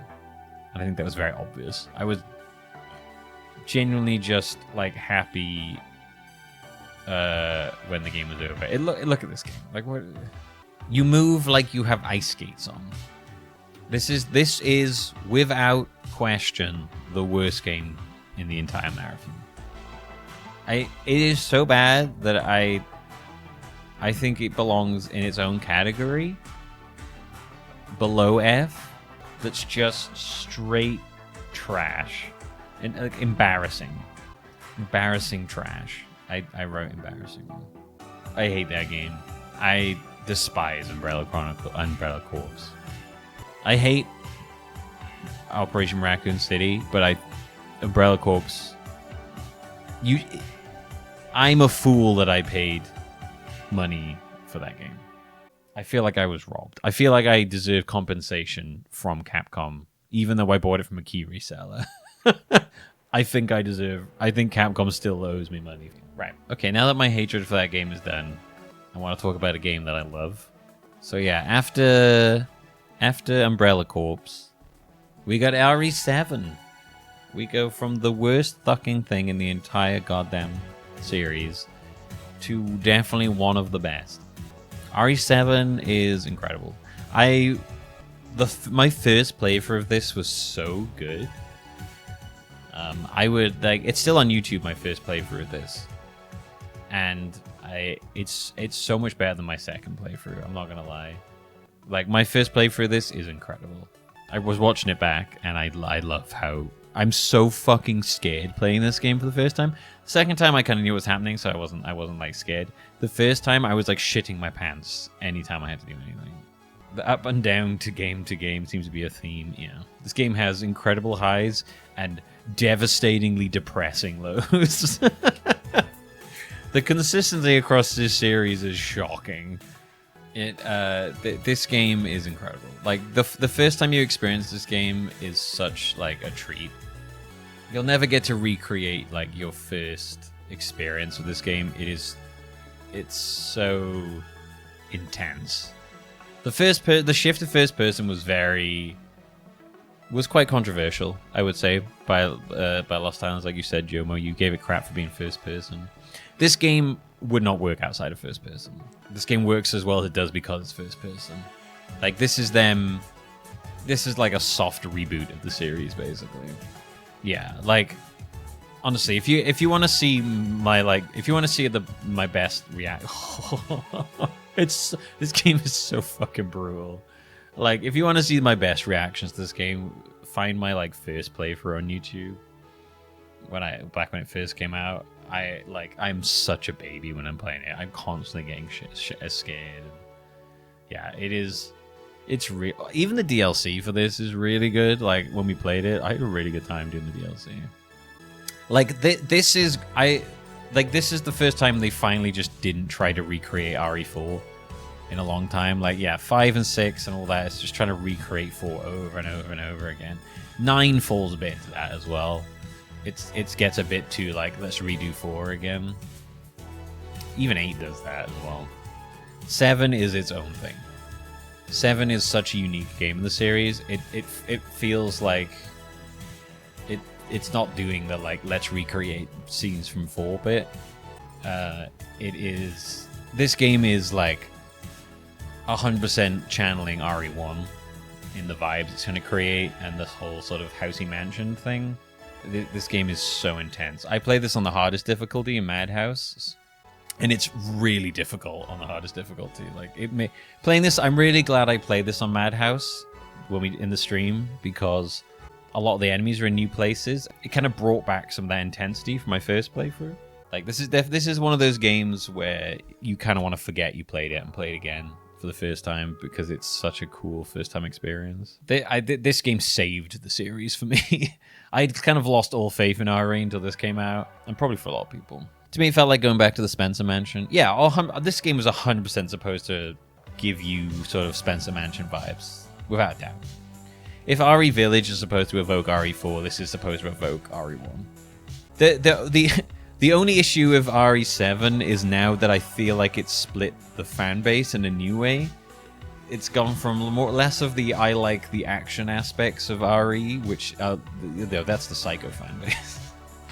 Now it's kind of gone to like I like first person RE and I don't like first person RE, which is kind of like what is now I think is the new thing that they're facing in RE, which is an interesting like that's what Requiem is kind of an answer to, is the sort of split between the first person and third person levels. Like I think for some people, for quite a few people, this was the first RE game they played, and so this is what RE is to them. Oh Jesus, dude, this game is fucking brutal. Absolutely the most brutal game in the series by far. And all by, well, no, I don't actually know. That's not true. That's not true.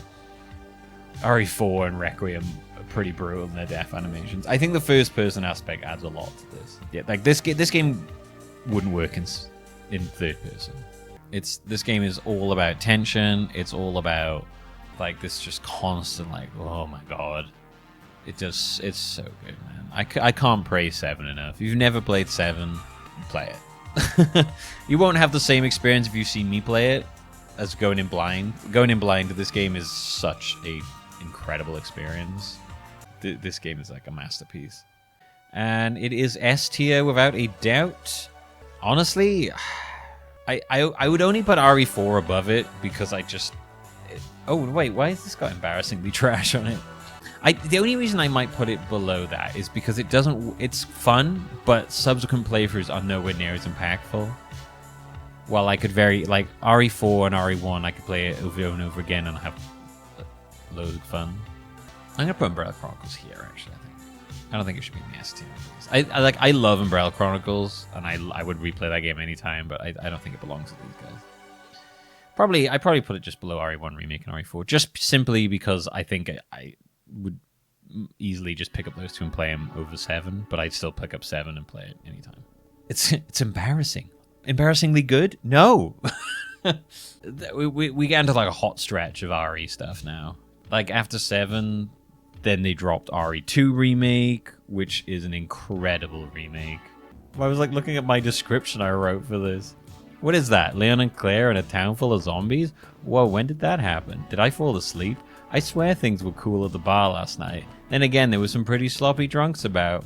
One of them even tried to nibble my arm. At first, I was actually kind of into it. It felt good to feel the embrace of another human. It had been so long, my last marriage ended many years ago, and it left a scar pretty deep on my heart. I found it hard to get close to others. Oh wait, where was I? Oh yeah, so they were nibbling, and I was like, yeah, okay, but then they bit me, and I was like, that's a bit too far. Only a bit, however. If they asked, I would have been on board with it. I don't remember writing that, and I don't know why I wrote that. I every now and then I do that. I'll like go into the details and just write this like a mini novel description that has nothing to do with the game, just for fun. If I was tired, I could not have written that coherently as I did. So RE2 Remake, minus the incredibly murky look of the YouTube fucking video, because it looks terrible on YouTube all the time. RE2 Remake is an incredible remake. What I really love about this remake is that it, for me, does not in any way take away from playing the original. It's so different, and it's such a different experience. Like you hit the same story beats, but the actual like experience of playing the game is so different in the original from the remake that I think it's absolutely worth. Hello. She's checking I'm still there. Hey, what's up? I think playing this game is absolutely worth going back and playing the original because it's such a different experience, and it's really cool seeing how they changed it. I feel that way about a lot of the RE remakes, where like they do them in such good ways that it enhances playing the original for me. And that's how a remake should be, personally. It shouldn't replace, it should enhance and then play through the first one in new ways. Yeah, I love RE2 Remake. It's great. It plays great. They obviously take the aspects of the way that RE4 played, give it and kind of tone it down from a more arcadey, cheesy thing, and go very hard on the atmosphere. They did such a good job of balancing the atmosphere of this game with the gameplay. I love the atmosphere in this game. It's super duper spooky. This gave us the amazing Tyrant Mr. X stuff. births of 1,000 memes. The only part of this game maybe that kind of drags is maybe the sewers. Like, no game's perfect, and RE2 Remake definitely has bits that drag, and that's probably like the sewer part. It's probably my least favorite aspect of the remake. But I mean, it's absolutely S tier. RE3 Remake is also great, just not as good as 2. RE3 Remake is fun, it's short. The biggest issue of RE3 Remake is that it came on the heels of 2. And 2 is such a good remake that 3 is a little disappointing in comparison. Because they cut out a lot of 3 in this game. But then, and it feels a little rushed. But then that suits the original because the original was rushed as well. I do love the dodge button in this. And I love the modern Carlos. I think he's a hot boy. And he's so much better than whatever the fuck Carlos was in the original. Like, I think this game is fine. I think it's a good game. I think it's just, I can't escape comparisons to RE2 Remake because of how... Jesus Christ, I forgot about this. I think the end of this VOD is like 2 hours of me fighting the final boss or something. It's from like 9. Like, the final boss in this game on the highest, this isn't even the highest difficulty. On the difficulty I was doing this on, it's fucking brutal. This boss took me ages. You, like, literally cannot make a mistake on this boss. He has multiple moves that combo you to death on the higher difficulties, and it is disgustingly brutal. You have to absolutely know the timing to dodge roll. And it makes this fight, like, really engaging. Like, this on the higher difficulties really makes the dodging stuff really engaging. But it is insanely difficult. Yeah, I do like this game. And I do like the dodge mechanic. It's really fun.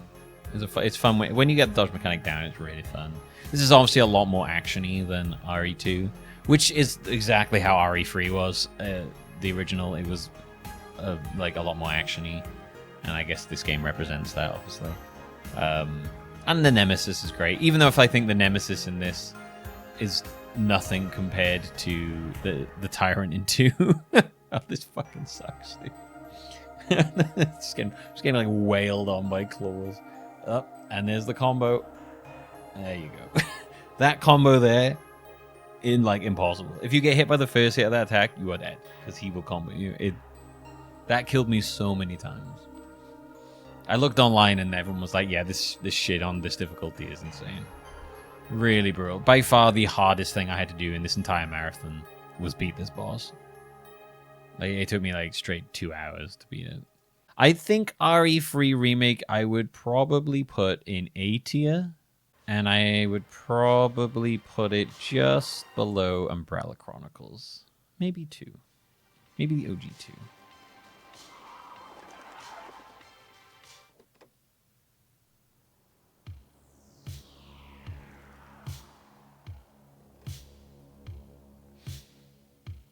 Maybe OG1. Maybe Deadly Science. I don't know. Honestly, probably there. No, probably there. Maybe even there. Yeah, honestly, I think there. I don't hate it, but I think a lot of these are better than it. I'd rather play those. Resistance is a multiplayer game. There's one game on here that I can't rank because I didn't get to play it because it's impossible to play anymore. Resistance is a multiplayer game that, yeah, I mean, it's fine, I guess. It's not, I expected it to be way worse than it was, so I was pleasantly surprised in a way. You get to, like, you either get to play as a character, or you get to play as a mastermind, basically, like putting down traps and putting down enemies for the players to fight. And then I played Power Wash 2. Every character in this game is extremely forgettable apart from Jill. They're just a bunch of like jobbers, a bunch of nobodies.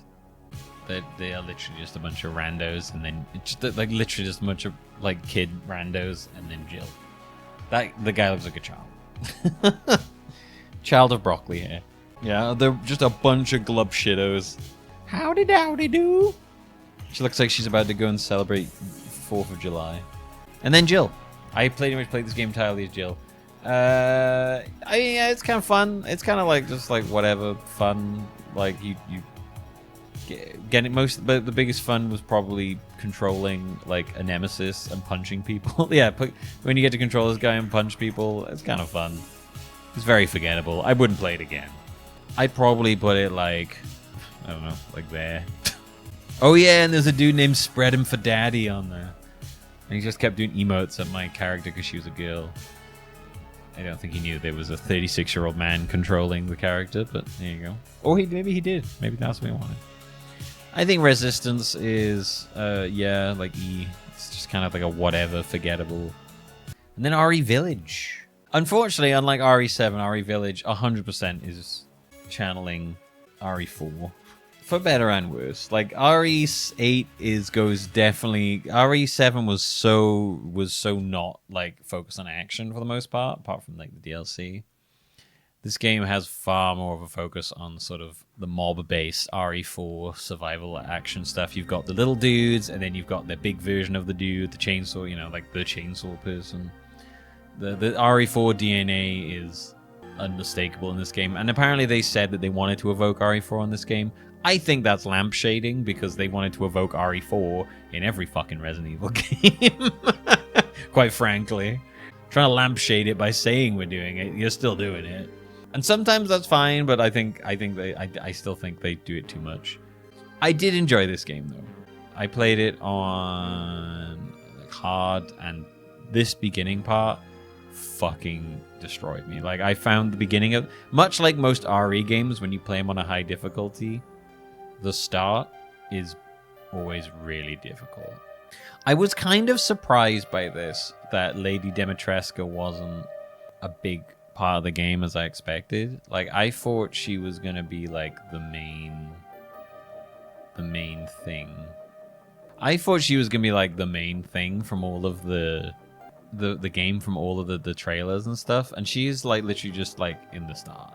I think 8 for me is like a mix. Like the Dimitrescu castle feels like where they put in like the most effort, and also I think her little fly girl minions are like incredibly attractive. Her sexy vampire minions who are actually just a pile of flies. I don't regret being attracted to them. I think this game is like, the beginning of this game is like this whole bit. The village part is great. I like the village.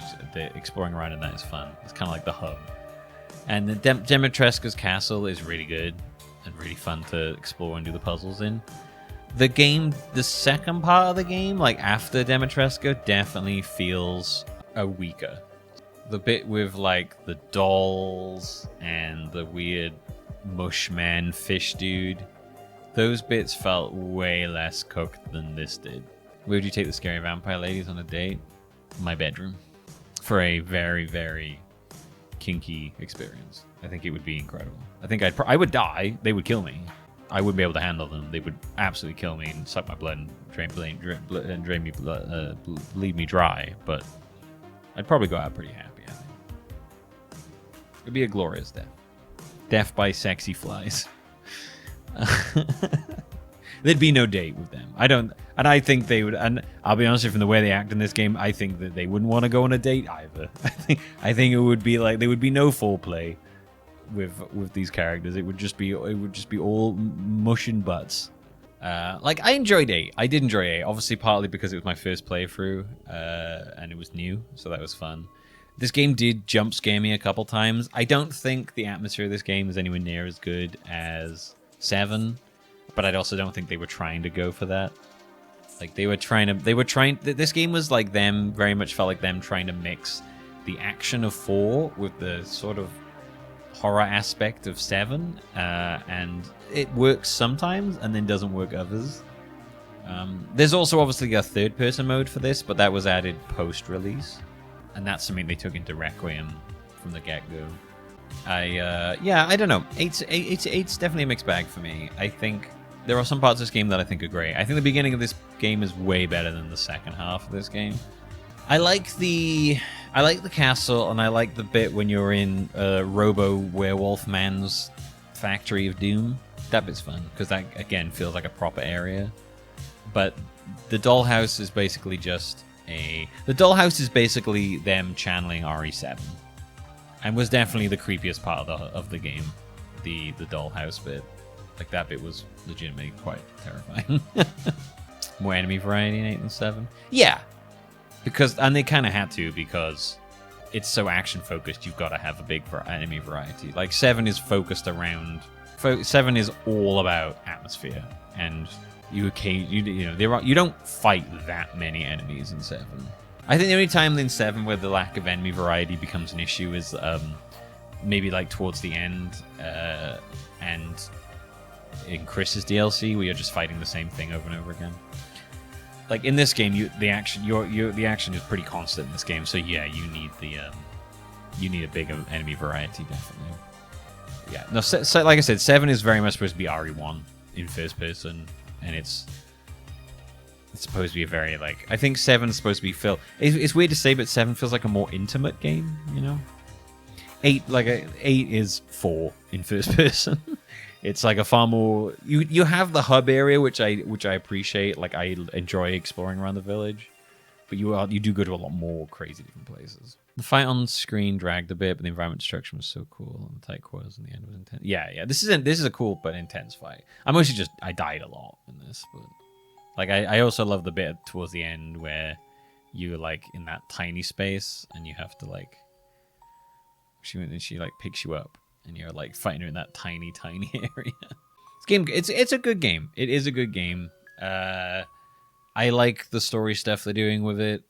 They have the whole Foundation stuff going on here as well. They tie a lot of the story of 7 into this. What's Her Face pops back up in the DLC. DLC was actually quite cool for this. Yeah, I think I like 7 more. I don't know. It's weird. Like 7 and 8 are going for different things, and I think it depends on what you like more. 7 is a more slow, intimate horror experience. This is a action game with horror elements in it. It doesn't go quite as far as like RE4, RE5, RE6, where it completely gets rid of the horror. This game still, I had a couple of jump scares in this game. I think the first half of that game, I think it's very front-loaded, that game, where the first half is where they put the most effort in, and the second half, the middle bit feels the least cooked, and then the end is good. So like the beginning, great, the end, great. The middle bit feels like it drags. It's just like, okay, we're going to the haunted bit, which was cool. Like, it was very spooky, the dollhouse place with that fucking baby. Ugh, Jesus Christ, I hate that baby. And then the bit where you go to like and fight the fish man. I also it annoyed me that Chris just wouldn't talk to us in that game. And also Chris's coat in 8 is really cool. I don't know where I'm gonna put 8, quite frankly. I like it. I don't think it's S tier. I think it's like high A tier. Maybe I probably want to, like, I know Umbrella Chronicles is very high here, but this list is based on how much I know I'd want to replay them. Like, I'm looking at them and playing them and going, would I be quite happy to play that again? And like the answer to everything here is like all these ones is yes, and I'd very happily play Umbrella Chronicles again. I would like to play Village again. I think it'd be cool. I might probably there, to be honest with you, maybe. Probably like there. Probably put it in B. I like Village, but I definitely think I think I'd easily happily play all these again over it. No, you know what? I'm gonna put Village there and Ari. You know what? No, I'm doing that. Yeah, I'm gonna go with that one. All right, Ariverse. I just can't do. I didn't play it. RE4 Remake. RE4 Remake is such a good remake of a game that is already, I think, up there as one of my all-time favorite games.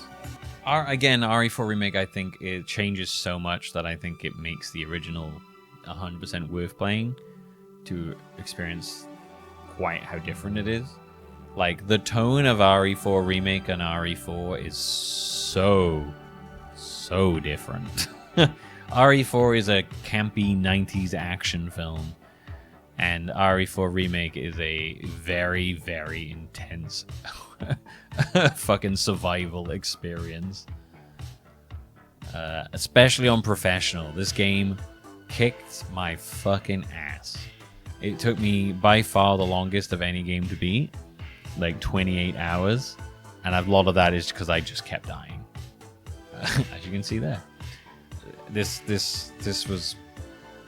game on professional is, or like without any of the carryovers from New Game Plus stuff, is so goddamn difficult. They did a really good job of like making the tone a bit more serious, and it introduces the parrying, and I love it. If it's done in the right way, in the right game, like in the context of 4 with it being more action focused, and in 9 with Leon, the parrying is incredible. I think the parrying in 9 is better because you have the unlimited axe. You can just refresh. The only issue with the parrying in this is with the knife is that because it's expendable, it feels like it's sometimes you're like, oh, I don't know if I want to parry here, or the limitedness of the knife.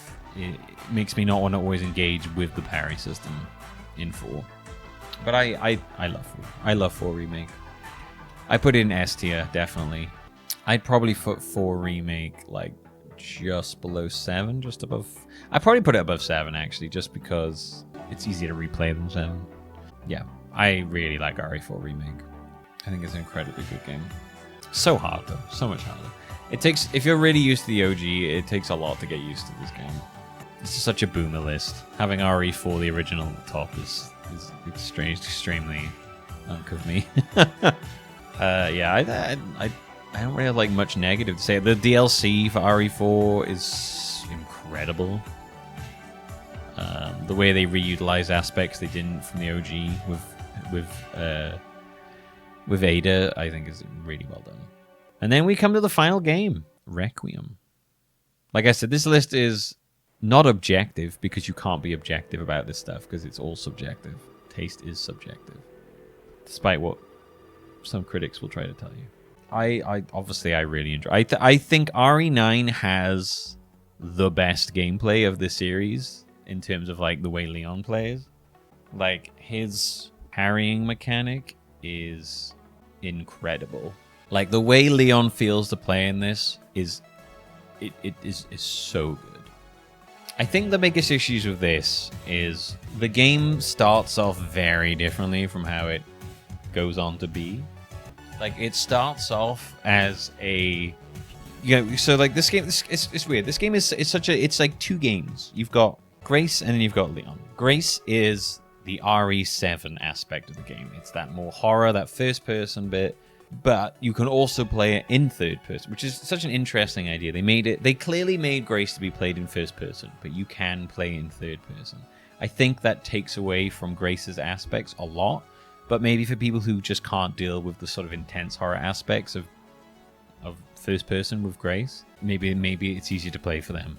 And then you've got Leon, who's very clearly made for third person. I can't imagine playing Leon's segments in first person. It feels like it would be really difficult. I legitimately can't imagine playing Leon segments in this in first person. It's so clearly not made to be played in first person when you're playing as Leon. But the first part of this game, I really like the first part where you're Grace in the place, and then you're exploring this environment, and then you will switch to Leon for a bit. And Leon bits are a lot shorter at the start. It felt like at first I was like, oh, okay, so Grace is the main focus. And Leon is there kind of to like help her out along the way, to supplement stuff, to give you like bursts of action. Except the game completely shifted after this. After you got out of this, the sort of insane asylum at the start, which is very cool environment, very sort of RE7, RE1. Then the game completely like shifts into RE nostalgia game. you get out, and then you end up you go into RE nostalgia game, and you are now Leon for like the Raccoon City part of this game is fucking huge. It is massive. It's so much bigger than I expected it to be. Like I spent ages in Raccoon City, and it's all Leon, and you've gone through that entire first part. You get to this part, and then suddenly the game introduces a weapon upgrade system, and you're like, wait, what? It's like it completely shifts into another game when you get to Raccoon City. This game, this game feels like it has an identity crisis where it doesn't quite know what it wants. It's trying to be everything, and it nails the Leon gameplay, but I think by trying to like appeal to both, it loses a bit by like not really focusing on one. The gameplay is so engrossing. It's really captivating. I genuinely really did enjoy going through Raccoon City with Leon. Like that, yeah, what Gran said. That entire sequence in the skyscraper is really cool. That bit where you're going up the skyscraper and shooting out the glass. I love this bit. I thought this was incredibly well done. I might not have loved the zombies of guns because it reminds me too much of 6. Yeah, Gracie gameplay is like RE7 horror of RE1 mansion crawling with enemy variety and elements. Yeah, and then Leon's gameplay is RE4, bordering occasionally on RE6 with some of the ridiculousness. Like my least favorite parts of this was when we were like fighting the elite umbrella soldiers. I didn't like that part. It's so interesting to me, this game because I think it has some of the best gameplay in the series. Maybe like one of the most, like maybe one of the weakest stories. Like it's not the worst story, but it's the story in this is a bit of a mess. Like they go really hard on nostalgia in this segment. It's all like going back to the RPD. They've got all the music. Occasionally, yes, it gets me. I'm like, oh yeah, I remember that. Yeah, this game occasionally feels like it's like it feels like there were two teams in this game fighting themselves. Developing this game must have been crazy. Like they must have had literally like one team making a different game and then another team making this. Like they really tried to appeal to both sides. And while it can kind of feel like the best of both worlds, it definitely feels like it's more of a Leon world. Like, I think if you wanted an RE7 out of this, I think you're going to come off more disappointed. But I'm not gonna pretend I didn't enjoy playing this. I really did. The gameplay in this is super engrossing.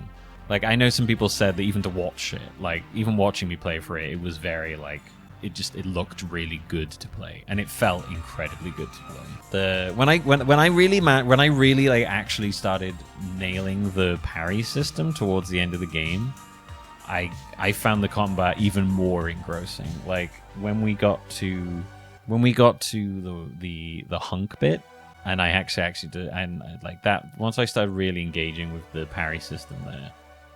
Oh, this fucking segment sucks. This bit. This whole, like, I remember when I was playing it, when we were in this bit, I was like, this is gonna suck on replays. Like, I would want to be able to skip this bit on replays. This whole piece inside of the, it reminds me of the Sherry bit in 2, which is like that, oh god, I have to do this bit again. This bit is great on a first playthrough. It's very spooky. But while I was playing it, I was like, oh no, replaying this is going to be annoying because I already know all the bits they're doing, and now I just have to like go through. Yeah, and I still don't really understand why we did this, if I'm going to be honest with you. The story in this game is a bit confusing to me in that I still don't really understand why we did this bit. This bit is definitely, like I said, good first time for getting that horror, but it will not be fun on replays. Like, I'm not going to look forward. When I inevitably replay Requiem, even in my own time or on stream, I will not look forward to playing this bit. Yeah, I wish this game had more. I'm quite critical of this game, but it's because I genuinely really like it. If I don't like a game, most of the time I'm just like, this game fucking sucks. When I like a game, I will be kind of critical because I'm like, oh, if they just had that, if they just had this. Like this game also, even with Leon, there are bits in this that are very like fun and intense. I want to get to the hunk fight. The hunk fight was really good, but it was so fucking out of nowhere. It was so just like, why are we doing this? Like, this segment here, when you're going back and forth between Grace and Leon again, I like this bit. I genuinely wish there was more of that Leon gameplay switching bit where, like, the stuff you do as Grace can affect with Leon and vice versa. Oh, here it is. I do think the story for this is messy. And like, obviously, I'm not gonna pretend like the Ari games are a bastion of good writing. Like, we've played through the whole thing, we can see that they're not a bastion of good writing. This game had, I found the fan service to be a little excessive in this game, Joe. Like, that was too, like, there were parts where I started to roll my eyes at some of the fan service aspect, where it started to feel a bit. I think when I feel like I'm trying to be nostalgia tricked into liking something, I start to like knee-jerk reject it because I feel like I'm being manipulated, and I don't like feeling like that. So I start to be like, fuck off, stop trying to manipulate me into liking you. So when I look at stuff like RE7, which didn't need the nostalgia baiting to make it really good, you know. Like, I don't hate. I'm not like an inhuman monster. Who like this? I did love this fight. I'm not gonna lie. I like squeed when Hunk appeared. I'm not immune to the fan service, you know. I sometimes I worry I'm too cynical about it, and I should just enjoy it. It's an internal conflict I have. Like, I'm not immune to the fan service. I'm a human being who likes things, and I will get invested in them. And I did get in. After playing through the entire. I think, Gizzy, I just found the fucking fight. Don't do that. God damn it. You just, like, touched the keyboard and shifted me, like, miles away. Yeah, I'm not immune to this nostalgia thing. Obviously, I played for the entire series, so, like, in a row. So the nostalgia bits, they do hit me.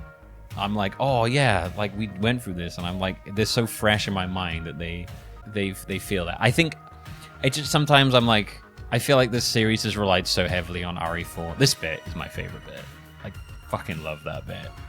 Whoever directed the action here. Oh, looks like you got to read, Milby. Such Quick, a good job. Pretend to be interesting or something. Like this bit, I was like proper like, whoa, when this bit happened. Like, I was genuinely like, whoa, that was incredibly cool. Like, this fight is cool. I'm not gonna lie. Yes, Hunk being in it was stupid. It came out of literally nowhere, but like I was still like, yeah, it's cool. This is the Krauser fight of the game. This fight is literally like, I hope you've been parrying, because if you don't, then like that entire thing where he tries to choke you, that's just like a, yeah, remember this, you know? Even one of the achievements in this game is I remember that too. Like, they knew what they were doing. I hope Hunk still lives, even though we slit his neck open. His body apparently disappears if you look back again, so he could come back. Probably like I probably see like T-Virus Hunk at some point now. There's a lot of the Mr. X thing appearing in the Raccoon Police Department. I was like, really? I've enjoyed the stream. I hope you've been enjoying me just kind of almost non-stop ranting about the series now. My mouth is so dry because I don't think I stopped talking for the last 4 hours, basically. I enjoy 9. I have such mixed feelings on 9. Like, I like it. I really dislike the Spencer stuff in this. Some people have said they don't feel like they're trying to excuse Spencer. I kind of feel like they are. I don't know. I didn't really like the Spencer stuff. I think he kind of should have just stayed as an old man who wanted to live forever, rather than an old man who regretted his decisions and wanted to somehow sort of make up for them. I don't know. Also, that character is a waste. I am convinced now that this character exists purely to set up that they might bring Wesker back in a future game. He is literally Timu Wesker. He even gets called a cheap imitation by Gideon. Also, Gideon turning out to be a nemesis was a little bit of an eye roll. I'm not gonna lie. When they're like, oh, he's a nemesis, like right at the end, so you just do the nemesis fight again. I was like, okay. This guy very much was like, oh, look, Wesker's here, but not really. And then He, like, everything about this character, it just looks like Wesker, but he's not Wesker, he's Xeno. He's got Wesker's special moves. I'm sure they're setting up that they're trying to...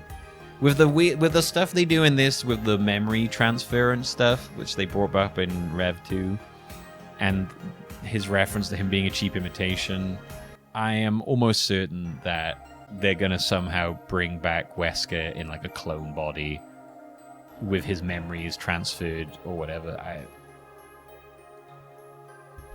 Maybe they'll bring back the sister as well. Like, the sister will be there in the little girl's body, like, as the scientist. Like, I brought him back. Because his sister's alive. She's in the body of a tiny girl. I haven't forgotten that. That was a story point in Rev 2. She's still here in the body of a tiny girl. They made it very clear that she was in there at the end of that game. They're going to liquid snake him. Snake. Would part of me love to see a Wesker Chris rematch? Sure. But at the same time, I'd be like, okay, I feel like, do we need to do this again? Like, yeah, it's a shame that Wesker and Chris's final fight is in 5 in a fucking volcano. But, like, sure, they could redo their final fight better. And I'm sure they will. I'm very interested in what the DLC for this game's going to be. From what they said, from what they kind of like, and also his just death. I was like, oh, I guess he's dead now. Like from what they teased at the end of the game, I think it's very likely that Chris is going to be the DLC because that seems to be what they do. Maybe like it'll be Chris going into the remnants of Umbrella, the broken down thing to like get some stuff or whatever. Like what was the thing at the end of the credits? It was like two soldiers. Yeah, what was this thing? It was like two soldiers find. It was like two Umbrella soldiers found something in the ruins, or Foundation soldiers. I don't think they're Umbrella at this point. They're like they took out the BSA. I wouldn't be surprised if Chris's DLC is tied to whatever's happening. Retrieving the objective before they send in the wolves. We know the wolves is Chris's team because they call themselves that in 8. So I'm maybe like Chris's thing will be related to whatever they're doing here. So they find something, and they want it to. Yeah, I'm very interested in what the DLC for 9 is going to be. I'm almost certain it's going to be related to Chris. But that, like, where do we put 9? Great gameplay, real messy story, a little over-reliance on nostalgia, but that doesn't take away from the fact that I enjoyed playing it. Like, I really enjoyed playing it, and I would quite happily play it again.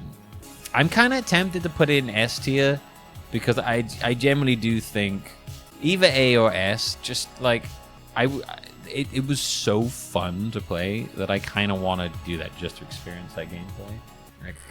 Like RE9, I think would be a really fun replay. Yeah. They call themselves in 8 the Wolves or something like that. Like obviously, when they're referring to the Wolves, they mean Chris. That's what they mean. Like that's the whole thing in 8. They call themselves like Hound Wolf or Wolves or something like that. I think they call themselves the Wolves in 8 at some point. I have no doubt they're referencing Chris there. I think I might put it in S or A. Like I think it would be really fun to do. Sorry, was even you've been enjoying the debrief, enjoying the style. It's true. From a meta's perspective, personality conversation driven streams on Twitch tend to do a lot better. if we're talking like, or in general, like personality driven conversational streams are often a lot more engaging than gameplay. In terms, if you ever look at statistics or you look at big streams, it's like big conversational stuff. That's stuff that feels like that's what's big in streaming at the moment. It's either at the top of A for me or the bottom of S, or maybe above RE2. I'm like looking at this in purely from a would I want to replay it, not from a story. Is it overusing nostalgia? None of that. Like this list for me is based on like would I want to replay it? Is it something that I could be like, oh yeah, I could just pick that up and have fun with it because I enjoyed it that much? And in that perspective, yeah, 9 is definitely up in S tier, possibly like near the top because it's gameplay wise is incredibly fun. You know, I'm gonna do it. I'm putting it above RE4 remake because I think the gameplay in Requiem is RE4 but better. Completely regardless of the content of it, just in how it feels to play, I think Requiem is... I'm not gonna lie, I love this game. I love these two games too much. I could play 4 with my eyes closed. Yeah, I would like to play Requiem again in hard mode. It's so polished. Yeah, Requiem might be like one of the most polished games I've played. I've said before that sometimes like things can be like overly polished, but like to the point where I'm like, oh, okay. Like, yeah, Requiem is just I cannot fault Requiem on its gameplay in any way at all. The only way I can fault Requiem is that I think the story is a bit wank. A bit wank. And I think the nostalgia baiting is a little too heavy towards the later half of the game. But the gameplay is perfect. No, RE2 Remake is the second game. 0 is here. Oh my god. You can I can't imagine myself wanting to replay 0. I'm absolutely gonna play the Code Veronica remake, Kenny, yes. We're gonna do a Code Veronica OG versus remake playthrough, like we did for RE4, RE1, 2, and 3. So we're gonna replay the original again, and we're gonna do like a chunk of the. Well, we're not gonna replay the original as a whole and then the remake. We're gonna do like a bit of the original and then replay that bit in the remake, so we can directly compare how different they are. But I think that's really fun to do. Let me let Gizmo out a second. So yeah, okay. So this is our game rank. That took a good like 3 hours to get through this, but I had a lot to say. I wanted to go into the reasoning for this. So yeah, this list is based on how much I enjoy playing through the game, and kind of if it would be a game I could see myself easily just being like, yeah, I'd happily play that again. So S tier, we've got RE4, RE1, Requiem, RE4 Remake, Resident Evil 7, and RE2 Remake. And then A tier, we've got Umbrella Chronicles, which I'm sure is surprisingly high for some people, but it really is a good game. Play it, it's very good. I'd like to play that with a friend. RE2 Original, RE1, the RE1 Deadly Silence DS port, which is really good. RE8 Village, RE Revelations 2. And then B tier, we've got RE3 Remake, Resident Evil Revelations, Code Veronica, and RE3 Nemesis, the OG. Then C, we've got Darkside Chronicles, Mercenaries 3D, and Survivor. And that's about where this is about where I would play the game again ends. Everything after this, I just don't want to replay. To varying degrees of not wanting to replay them. RE0, RE6, it's like anything seen above, I would play again. But I want to play these more, basically. And then anything below C, I don't want to play. Yeah, RE0, RE6, RE5. I would rather play 6 than 5, as I've said. I think 6 is just... has less boring stretches than 5 do, basically. Resistance, which I don't have anything against, but I just don't... It wasn't that fun. RE Survivor 2, shit. Gaiden, Dead Silent, Dead Aim, but... Outbreak, both of them, but... Operation Raccoon City, and then Umbrella Corps, which is just... What are we doing here at that point? Alright. Thank you, everybody, for joining me for this wonderful tier list. I'm probably going to cut this up and put it on YouTube, actually, because I enjoyed that. I enjoyed doing that. Alright, I hope you enjoyed that video. Apologies for some of the audio. I was playing music in the background while I was doing that. It's by a guy called Mono Memory, who does remixes of Resident Evil save room themes. I will put the link to their Bandcamp in the description. But because I was playing in the background, sometimes it was just really too loud, so I apologize if the music was ever too loud. I did some fiddling with the audio to try and cut a lot of the music out when it got too loud. sometimes it kind of made my voice peak a bit too much, so apologies. Also, I don't know what's going on with my pop filter. I can hear the plosive, the P's coming through a lot in that edit, in that video.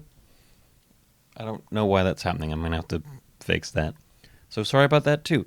Not the best audio. I think the video was fun. I hope you enjoyed it. It's very long, so if you watched the whole thing, well done. Maybe you watched it in pieces. I'm going to do more. I've got a Pokemon one that I did as well. It's 10 hours long. I'm not going to post a 10-hour long video of it. I will cut it up into like 3 sections. But I think this is fine as a whole. So, you know. All right, thanks for watching. Let me know what you thought below. Bye-bye.